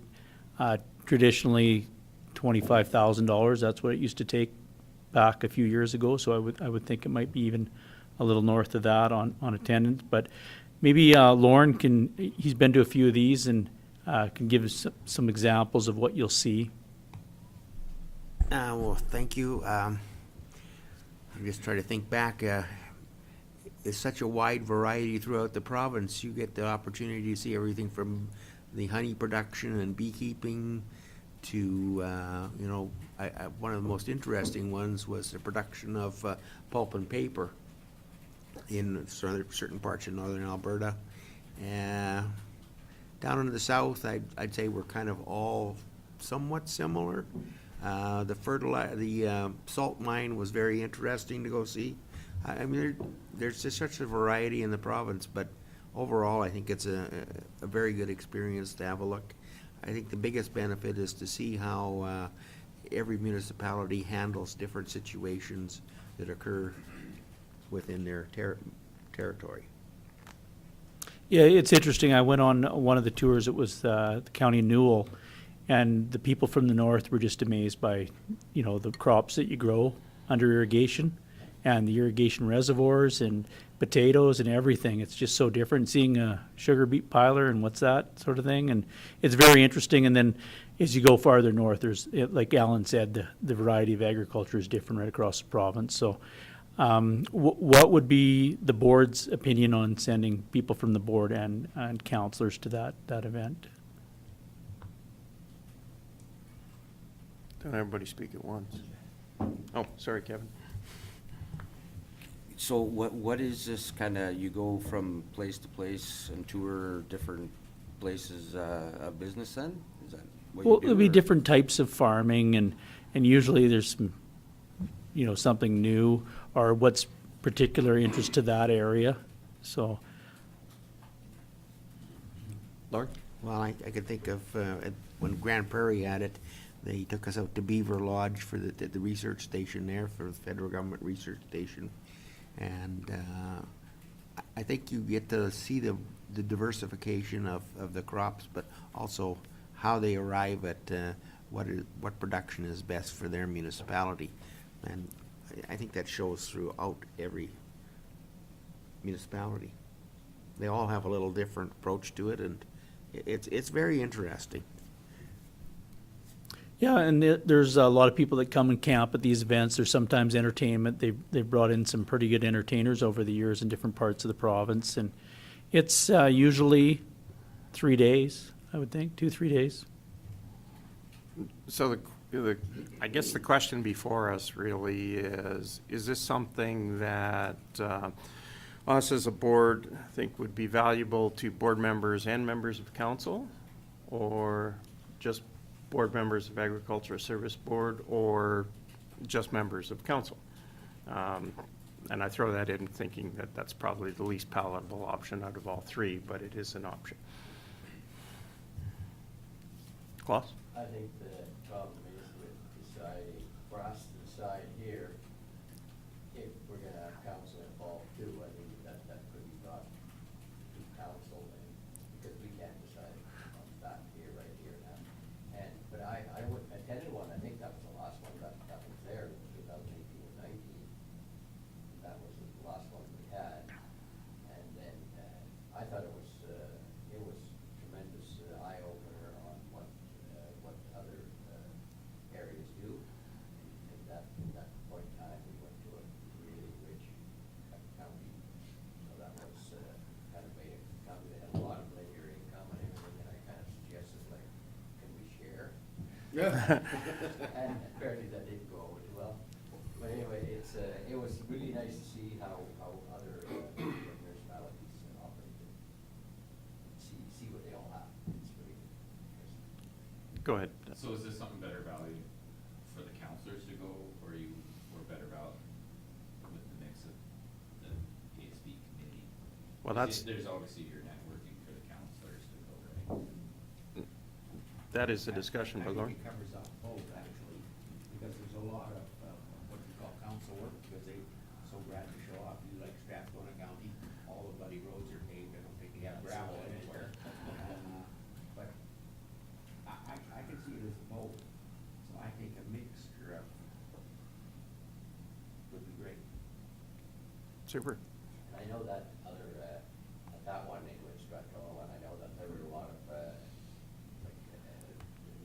people from the service board were there too, yeah, so. So am I hearing an appetite for both council and ASB? And I mean, realizing that there's 4 members of council on the ASB board, so there will be some overlap there. All right. Are you looking for a resolution to? No, I think we just have or to remember direction? that when it's budget time, we have to present this as well. So to the rest of the council, everybody have to decide, and there's an election in the meantime too, so. 100%.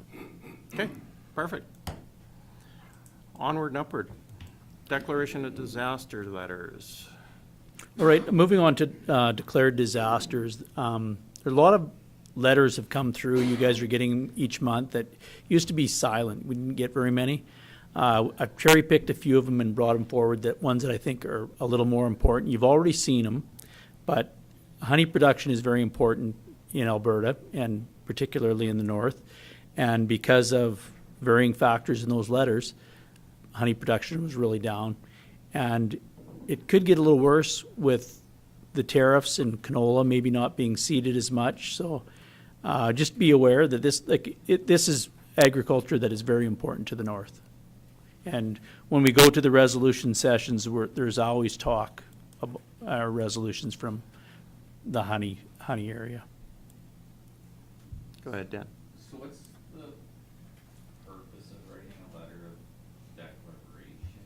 Like, is these guys gonna be able to tap into provincial funding for, loss of agricultural production and so forth through various divisions of the government? So what is the purpose of writing a letter? What does it do? We've asked this question many times, and it does not get you any additional fundings. It brings awareness, and the folks involved with giving any subsidies, then they're aware of it and aware of how many people it's affecting. That's basically it. We've been told that the letters do nothing for any support programs. Go ahead. Am I mistaken with this, or is that a thing that's necessary to be able to claim that you're a disaster area in order to be able to claim for certain grants or anything like that? No, it's not. No. There was some talk years ago about, parts of a municipality could be declared a disaster. You can't do that. You're declaring a whole municipality a disaster when one area could be in a drought, right?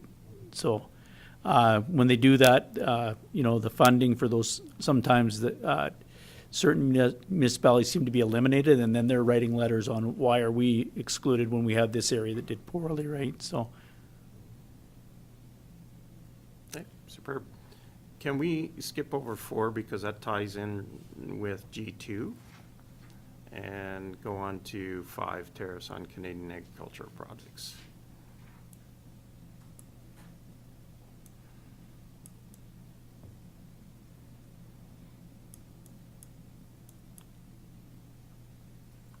So this letter regarding tariffs on Canadian agricultural products is that it's affecting, the tariffs can affect the price and can hurt producers.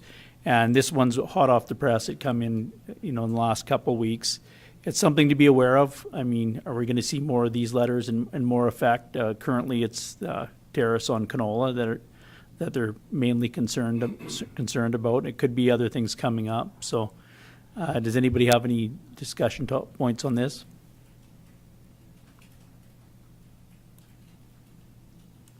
Well, that's uniquely silent on that matter.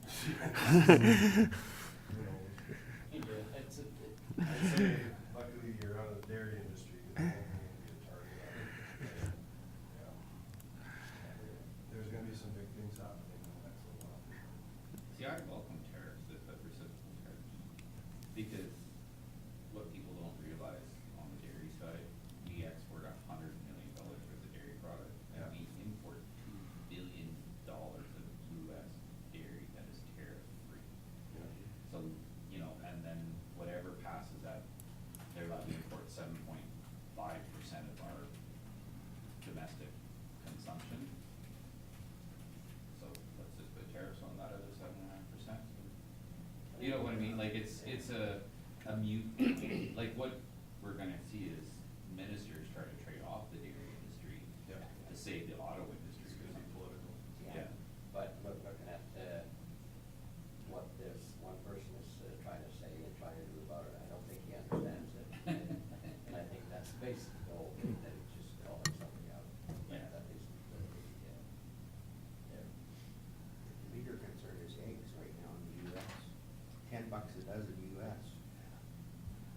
they're still having more eggs at the border than they're at that. Yeah. But that's a scam too. I was just in the US last month. You can walk into any grocery store and buy what you like. There's no shortage. They just up the rates, that's all. All right. It's the way to do it. It really is. Yeah. Okay. Onward and upward. That's one to be aware of. That changes every day or every week, it seems like, so. Yeah, almost by the hour. Yep. Next one is Farmer Pesticide Certification Program. So this letter is regarding a product called 1080, which the county has, or did have. So that's a product, it's a toxicant for coyote control. We rarely give it out. In the last 15 years, I've given out a few tablets. It has to be predation on livestock and has to be proven, and you got to be a ways away from, you know, the neighbor's dogs and stuff like that. So rarely do we give it out, but just recently, the government took it away from us. They come and picked it all up because they did an inspection last year, and the municipalities weren't following the proper protocols. It wasn't their fault.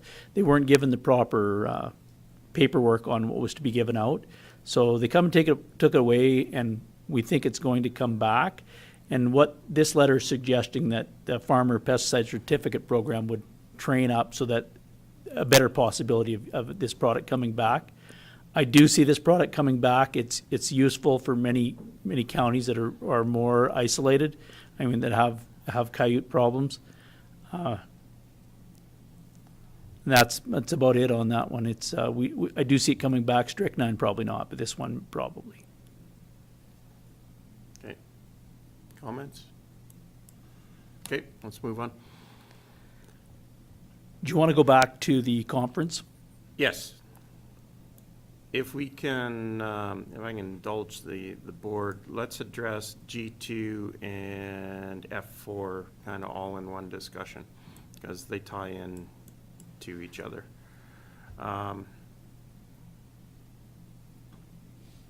Gary, you want to take it away, or would you like? Yeah, to? we can open the discussion. So the ASB Provincial Conference, the resolution process can always be trying and wasn't very smooth this year. And there was a fellow that got up and made some comments about one of the other counties' resolutions and the amount they had. And that's why there's a bunch of letters talking about the decorum here. For those of us that were there, it was a very trying process. And John, maybe you can... Yeah, trying would be understating the situation significantly. The entire resolution process got off the rails very quickly, and unfortunately, the chair of the meeting really lost control of the meeting within 5 minutes of the entire resolution process, and it degraded to a number of people getting up to the mic and speaking out of turn.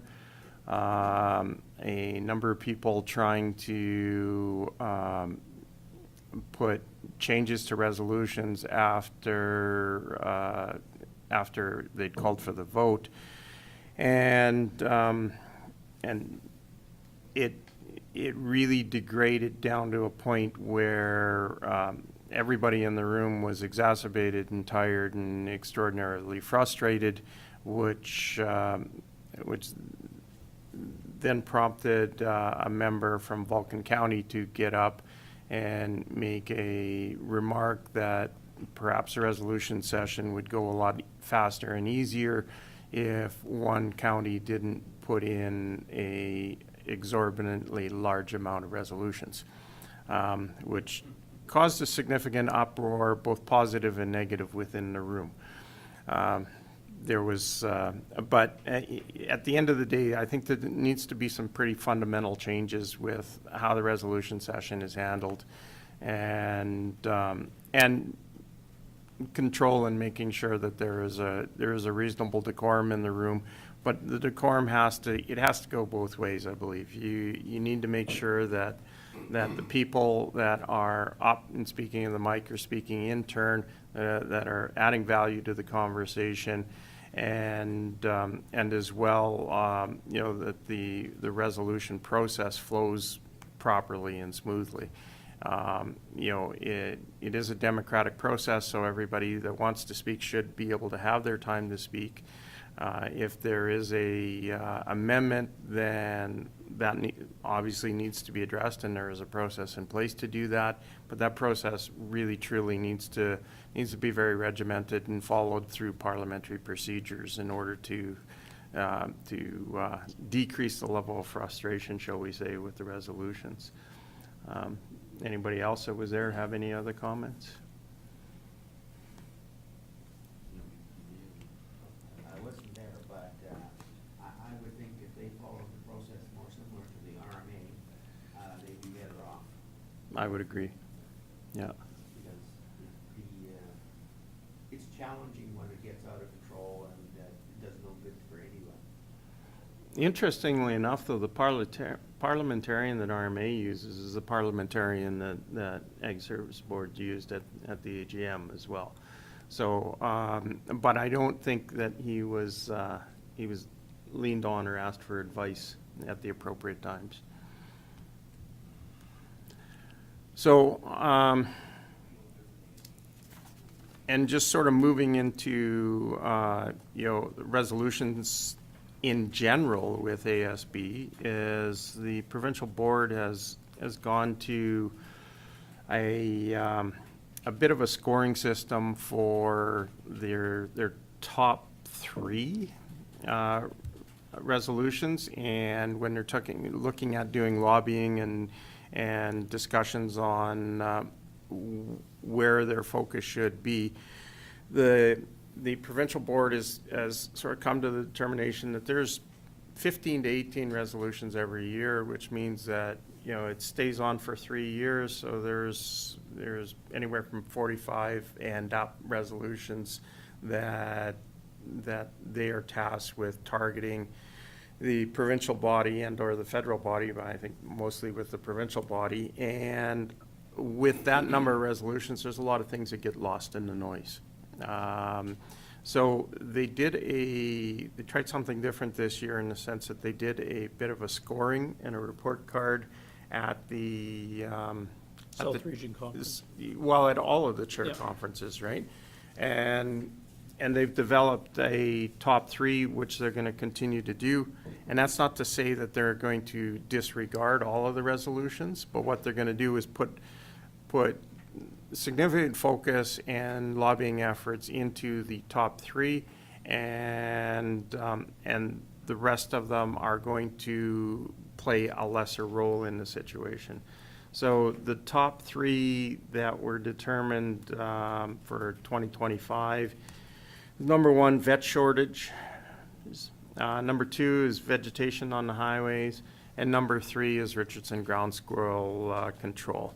And the Richardson ground squirrel control, I think we all know, is really 100% solely and completely revolved around the use of strychnine, which we seem to keep coming back and asking, and the consensus on it is we're probably never going to see that back unless there's a dramatic change in direction from the feds, because that is a federal legislation that is dealt with that. So, thoughts on that? So how do they pick the top 3?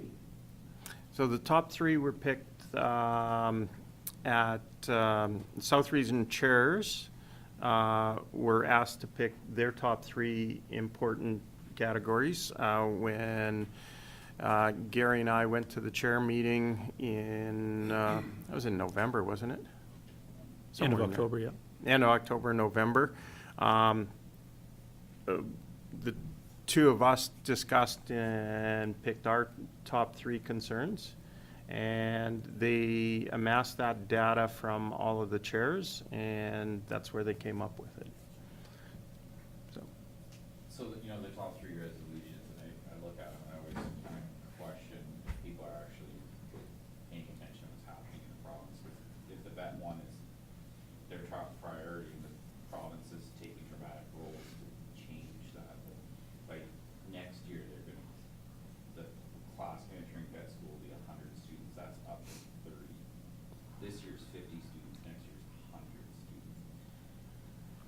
so that's one area the problem's addressing it, so I don't even know, like, those people that wrote those resolutions 2 years ago even understand, like, they didn't go even talk to anybody about where the shortage is occurring and so forth.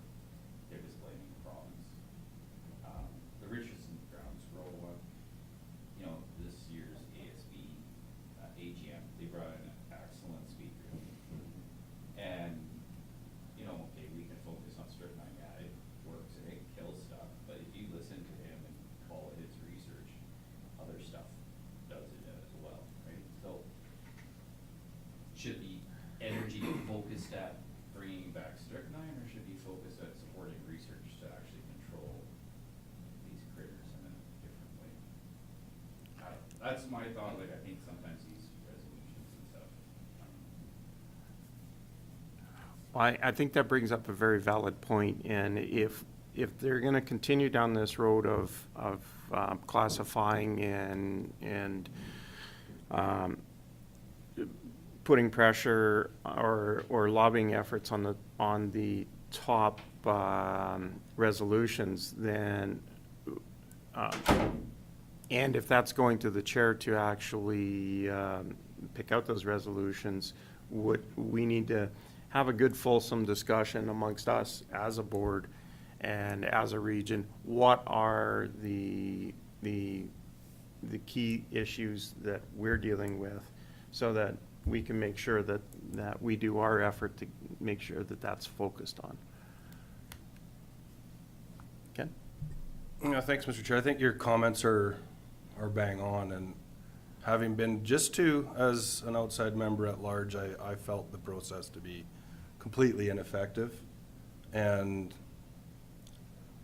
you know, to be an advocate for our county and the great agricultural needs that there are, I didn't see that represented within either of those meetings, and chose not to go to this year's meeting for that reason. And it kind of stems back to my original question of, you know, what is our mechanism for voice? And I don't see that the voice is heard even within the provincial ASB at the government levels. When I look at the responses, I see, oh yeah, thanks for the resolution. We'll see you next year. And I think that, you know, ag in general has just lost voice. And I really question whether that approach is even being heard, which might actually be why there's so much frustration in the process. There's very few people or groups that participate in it in a meaningful way. And then you have the one that says, this is our only approach, so let's be heard. And they're trying, and it's frustrating everyone. So, you know, I think there's bigger issues at large within the lack of voice within the ag community, as well as the ASBs, and I think that probably a bigger discussion should be had onto where our time and energy is best spent on advocating on behalf of agricultural producers in our county. Yeah, I would agree wholeheartedly, and I think that, to be perfectly honest, I think that the provincial ASB board recognizes that, and the top three, you know, scorecarding report card on the resolutions is part of them realizing that they've got a problem and trying to rectify it. Whether or not that is the effective way to do it or not is yet to be seen, because this is something that is just brand new as of 2025. So, you know, and I certainly welcome any comments from any of the board members at any time. By all means, give me a call or shoot me an email. If you know, you're 3 o'clock in the morning, you wake up in a cold sweat and you realize you've got a solution to it, by all means, let's vocalize it. I'm looking at Cole specifically for that, because I'm sure that's never happened to him. So, at any rate, so that really sort of summarizes, you know, the resolution issues that we had to discuss, as well as the letters. And unless anybody has any further comments, we can move on. All right. If we could we move down to G3? That kind of relates with the resolutions to the position statements. Certainly. And farm save seed. So Derek does the inspections at the seed cleaning plants, and he's up on this topic, so he'll be able to speak on it. I wouldn't say I'm up on the topic. But I feel like Logan, you probably know more about this than anybody, somewhat. Like, what's your intake on what's going on here? Well, from what I've seen, and I know talking with the guy I work with, Andy Vanson at the Sunshine Seed Cleaning Plant there was kind of an onus to put it onto the seed cleaners to kind of check seed varieties and stuff like that, and to see who is keeping farm safe seed and if they have a VUA agreements and stuff like that. But in terms of that, it's not like we're getting anything out of it. Like, the seed plants aren't really getting anything out of it. So I feel it should fall on either seed producers or even AFSC when you are putting in applying for insurance or crop insurance, and you're putting in your varieties down in there. That's basically the same take I got out of it from talking to guys like them wanting the seed plants to police it. Like he said, if you got a guy coming in cleaning so many 100 bushel, but he's only got 80 acres, he's like, I'm not gonna police where everything's going. So I know they were very kind of against it, but Yeah, I feel too, because we got colonies too that will see, certain varieties too have midge tolerant, and they say you can only clean 1 year's off of 1 year of certified. So they'll clean up to maybe 2 or 3 years worth of seed and store it on farm, so they can, so they're not always buying certified seed every 2 years, right? Yeah. So, I don't know, was also told, on a good sense though, if you take that variety, that you can't farm save it anymore, that you have to pay a premium on it. That also helps research for different seeds, so it's kind of I got a good feedback on it and a bad feedback on it, so it kind of, I don't know. There is a QR code to fill out there. So that's a survey they want, and I looked at the survey, and it's geared towards ag service boards, clearly. I would say any of you can fill it out, but unless you got a real interest in it, I would not. It's difficult to understand what it means. It means to the small farmer, it could mean a few bucks going into research and that they're not used to. So a little bit of an extra expense there. But if you're not in it, I wouldn't try to decide for someone else on this one. Is that fair to say, Logan? yeah, I would agree. Yeah, it's tough because I know we've grown a variety that has a VUA agreement on it, and it's $2 an acre, which in the long scheme of things is pretty small. Yeah. And for that specific variety that we grew was a feed barley, and the yield potential in it is quite substantial. Especially on irrigation, we were quite impressed by it. So yeah, when you're seeing the benefits of it and these new varieties coming in, then yeah, I don't think any farmer would be against paying like $1, $2 an acre to seed it. Yeah.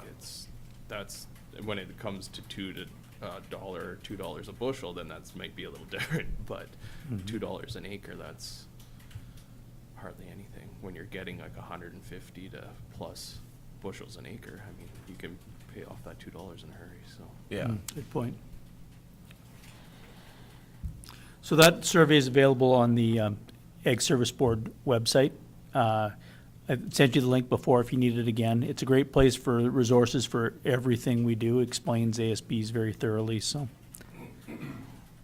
And is your recommendation that unless we're specifically involved with it, do you just stand down and not provide our 2 cents worth? I would say so, yeah. Unless it affects you, you don't want to. There could be twice as many people it doesn't affect that are deciding for somebody that does. So I would say if you're not in the game, I would stay out of that one. You have to inspect the mobile cleaning as well? Yeah. The ones we're aware of. I mean, we have found ones that never reported. They're supposed to report to us that they're coming into our county. There's one based in the county, but I don't know what's coming in and coming out either. We've never, they're supposed to actually phone us and let us know, but I've never,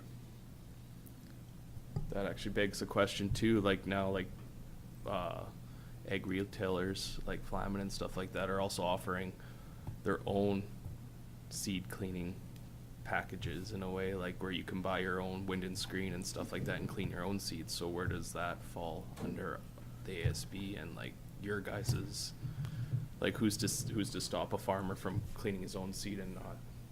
Yeah, if they're cleaning their own, I don't believe they have to be inspected. yeah, if they're cleaning their own seed, Okay, as soon it's as just it's for for commercial resale, purposes. right, Yeah. then they need to be Yeah. inspected.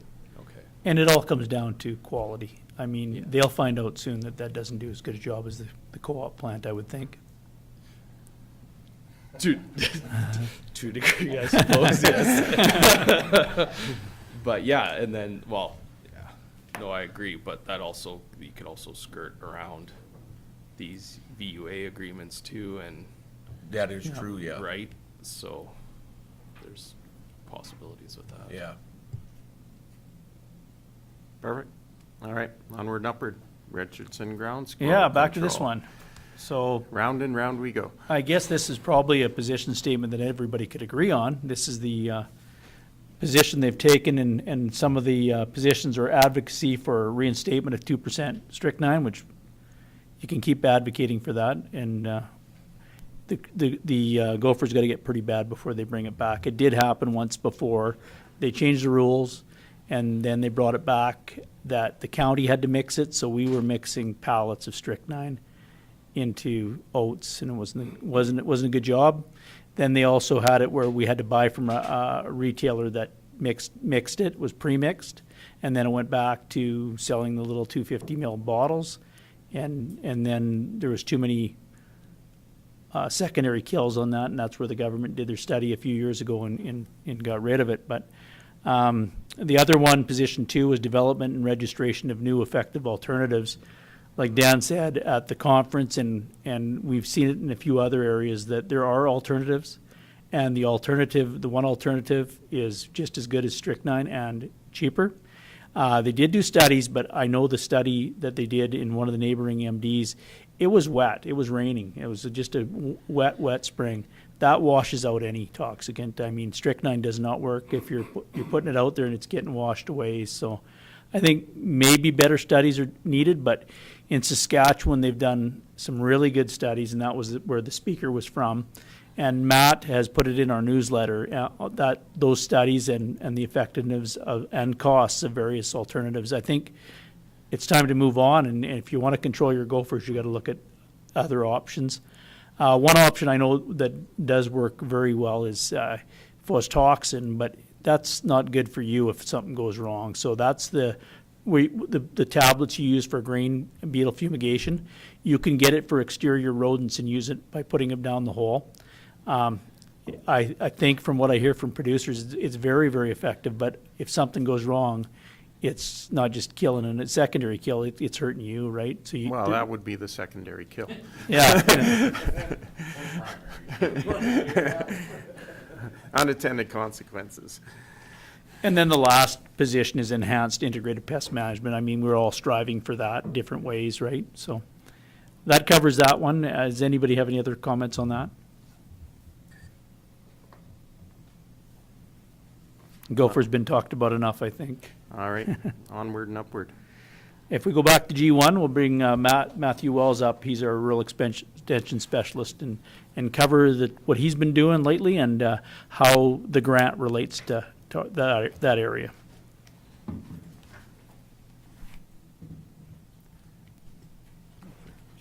Morning, everybody. So, yeah, I'll talk about what we've done since October and what we're going to do into the future here. And just looping back, like the work that we're doing, it relates to the grant application that we just put in, the level of service 2. So, since October, with the environmental farm plan, we've had 23 AFPs that have been created.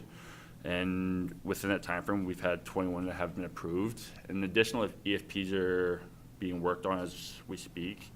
The biggest reason that we're seeing an uptick in EFPs right now is the ADJOURN best. Since beginning 2025, Anyone that applies for Agri-Invest, you have to have what they call an agri-environmental risk assessment. And one of those assessments would be an EFP. So producers are capitalizing on that, just requesting help with working on their EFP workbook.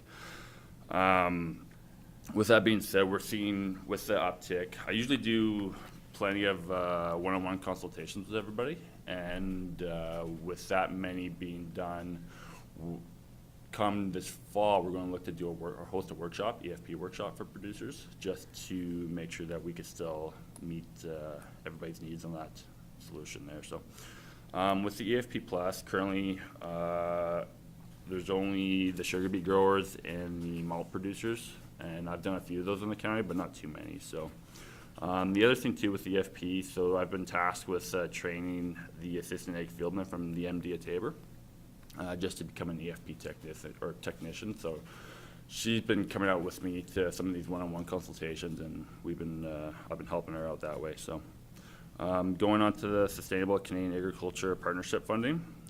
So we mainly promote 3 programs: the on-farm efficiency, which opens April 1st, and we've been informing producers to get on top of that one, just because with the RAL program, it did open back in February and it closed within 3 weeks. So the other one, the RALP, is the Resilient Agricultural Landscape, and then we also promote the water program. There are other programs within the SCAP program, but they focus on processors and direct-to-consumer farmers, and there's not many uptake with those that I've spoken to with farmers. So, but those are available. So, the On-Farm Climate Action Fund program. So this covers the cover cropping, nitrogen management, and the rotational grazing. It's currently closed, and we hosted a workshop back 2 weeks ago. And we were looking to have Ardar speak on it, and they just weren't able to at the time because there was no information that they could provide. But that should be coming up. There should be information coming up soon for that one. So the Alberta Agroforestry Crop and Agroclimate Impact Reporting. So that's going to be beginning here very shortly, where essentially I just put together reports once a month and we send them to Alberta government. So just how much is growing in the area and where the crop development is. So moving on to workshops and webinars. So January 27th, February 3rd, and February 10th, we hosted the Nutrient Management Webinar Series, and its focus was on water resilience, soil health, and pasture management. We had 453 registrants, and then it was really, really good. Day one, we had 185 people online with us. And then with all of them too, the three days, they've all been posted on our YouTube channel. So the first one's got 75 views. Day 2, we had 164 attendees and 54 views. And then day 3 was 160 attendees with 58 views. And the survey that we got back, we got pretty great feedback from everyone. And it just was, anyone that was able to attend, we had quite a few questions from producers and just a lot of great engagement that way. So it was really good. The previous year we had 289 registrants, so we've been growing in that area for sure. So,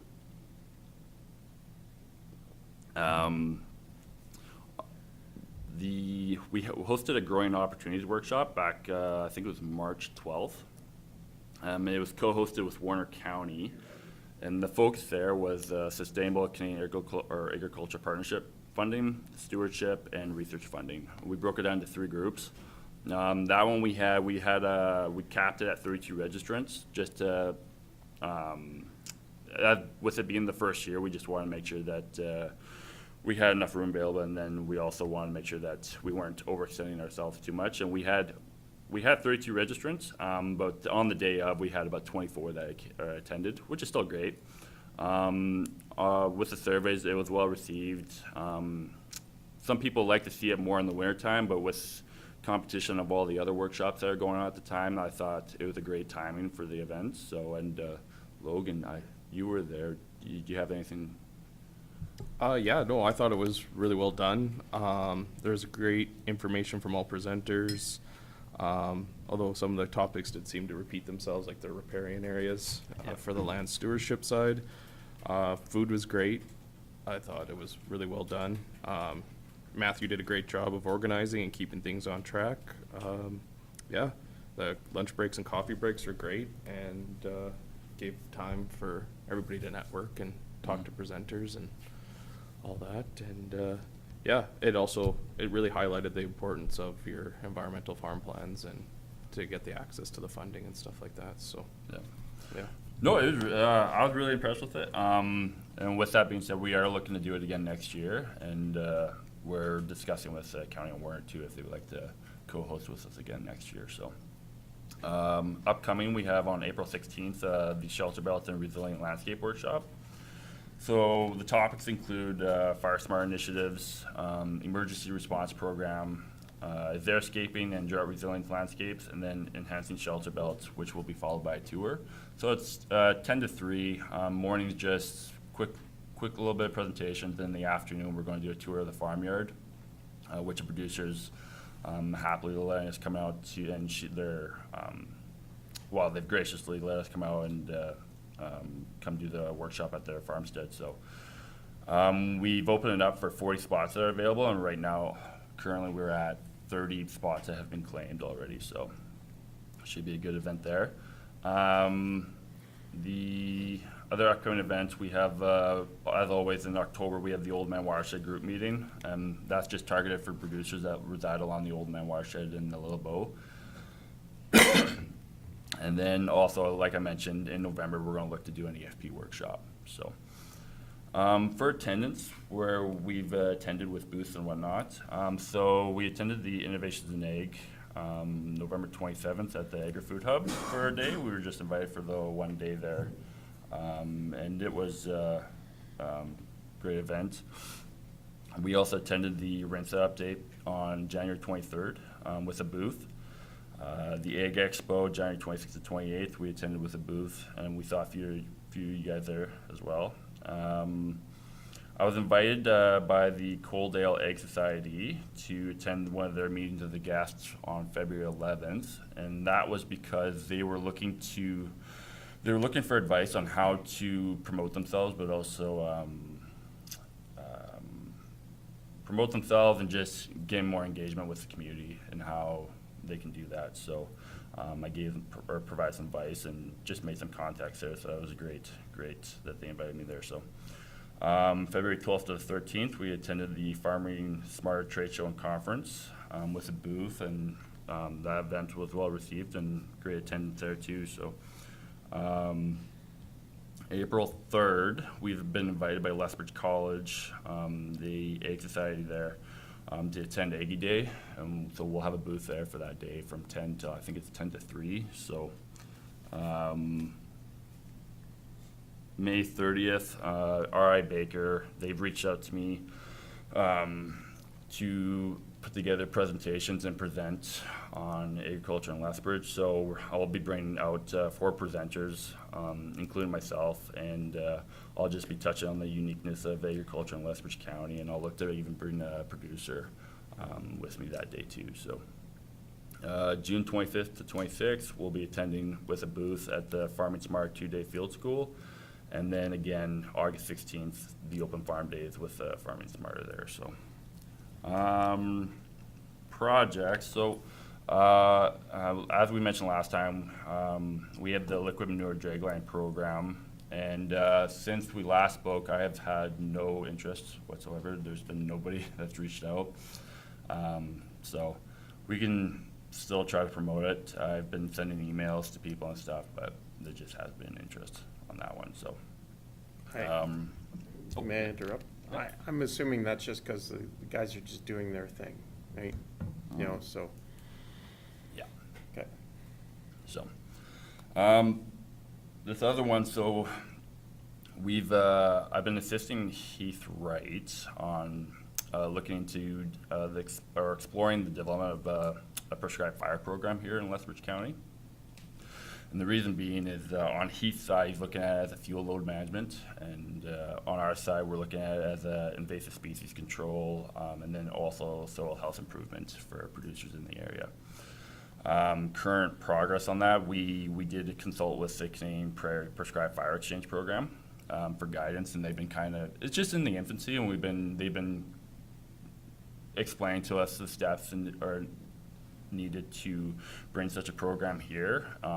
It's quite a long ways away, but we're kind of looking into that too. So we've hosted a stakeholder meeting with a bunch of collaborators that were interested in it. So a lot of fire individuals, but also the college, U of L, some agronomists, and some producers that attended as well. So, yeah.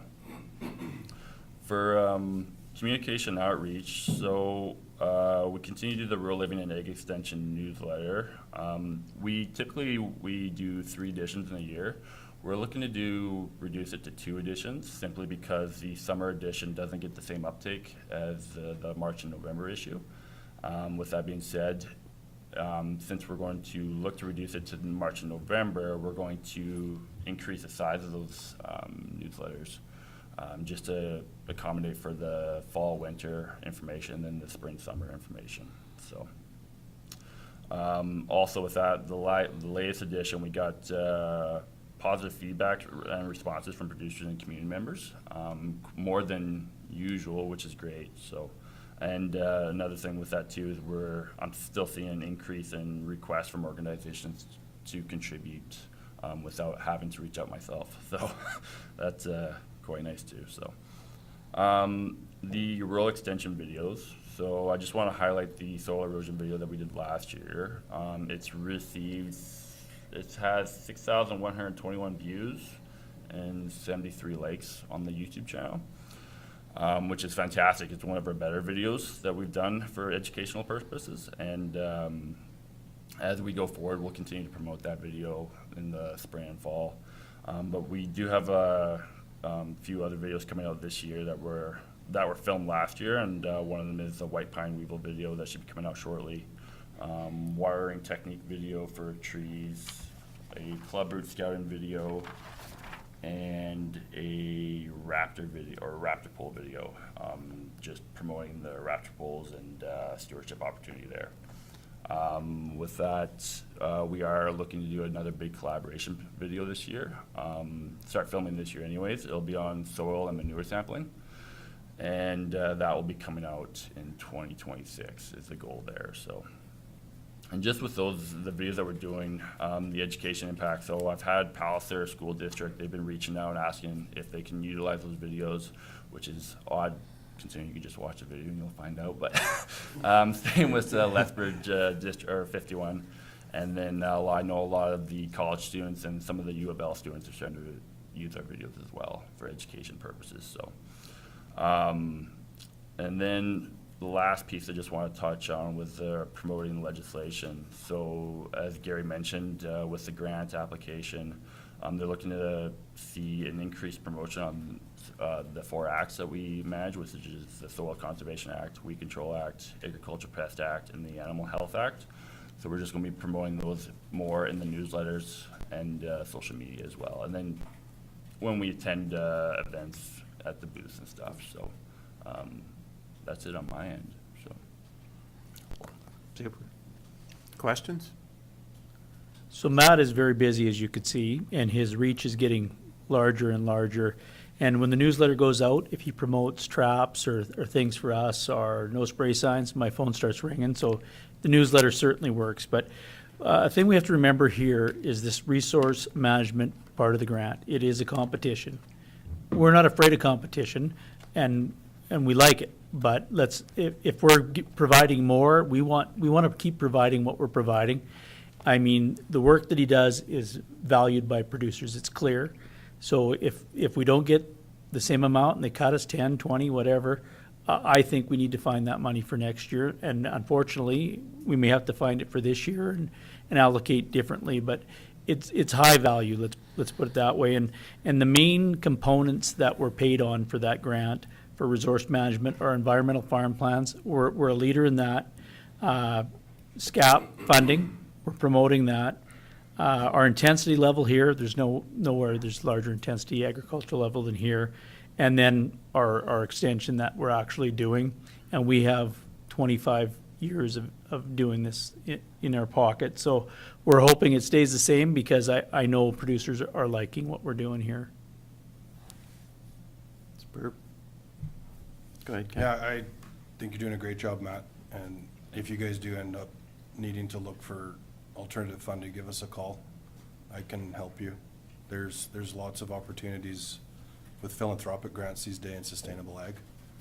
And we also learned a few things on advertising and promoting videos with free Google ads and stuff like that, that could help expand your reach.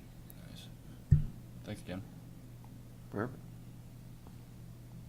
Well, hopefully we get the grants at the same level, because, you know, we need to make sure Matthew continues to have money for haircuts. Yeah, right? Need those. All right, any other comments? None? Okay, thank you very much. Appreciate what you do, Matthew, and keep up the good work. All right, last but not least, G4, member at large compensation. Yeah, I guess I just wanted to maybe bring that forward for members at large. Sometimes not everyone's aware of the compensations that can be available for you, especially when you travel to DGM or other event, you know, have the opportunity. We all have other jobs, and if you have to book time off to do that, the county's gonna help you out that way. And if you have questions, the Canvas is a great resource and very helpful that way. So, very patient. So, I don't know. Do you have any other comments to that at all, or? Just other than, you know, make sure that when you do attend your meetings, do you guys have the forms? Yeah, and submit them to Candace and make sure it's done on a timely manner so that it can get processed through, and so things don't end up getting lagged around and delayed, and we just want to make sure that we establish some consistency with it so that everybody's all on the same page, and then we can roll it through, you know, pretty much all at the same time. This maybe not part of the compensation, but like for the AGM this year, like when I looked at the agenda, I thought, oh boy, this is gonna not be good. But they actually had a good number of speakers to listen to that were, I thought, exceptional. Probably the best I've heard in 3 years. So you want to listen to stuff like that. The resolution part, yeah, that's quite a conundrum that needs to be somehow addressed, but I don't know if that's our part, but yeah, I think the committee up there did a good job this year sourcing speakers and stuff for the most part. Yes, and we will be at that hotel in the same venue for the next 2 years, and then likely moving to Grand Prairie, and then maybe back south, hopefully. Okay, perfect.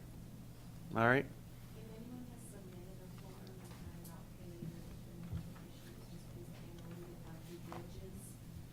So, That's because we're human beings. Yeah. please just let me know if there's ever any issues. All right. Nothing else? Anybody want to adjourn this meeting? Nobody?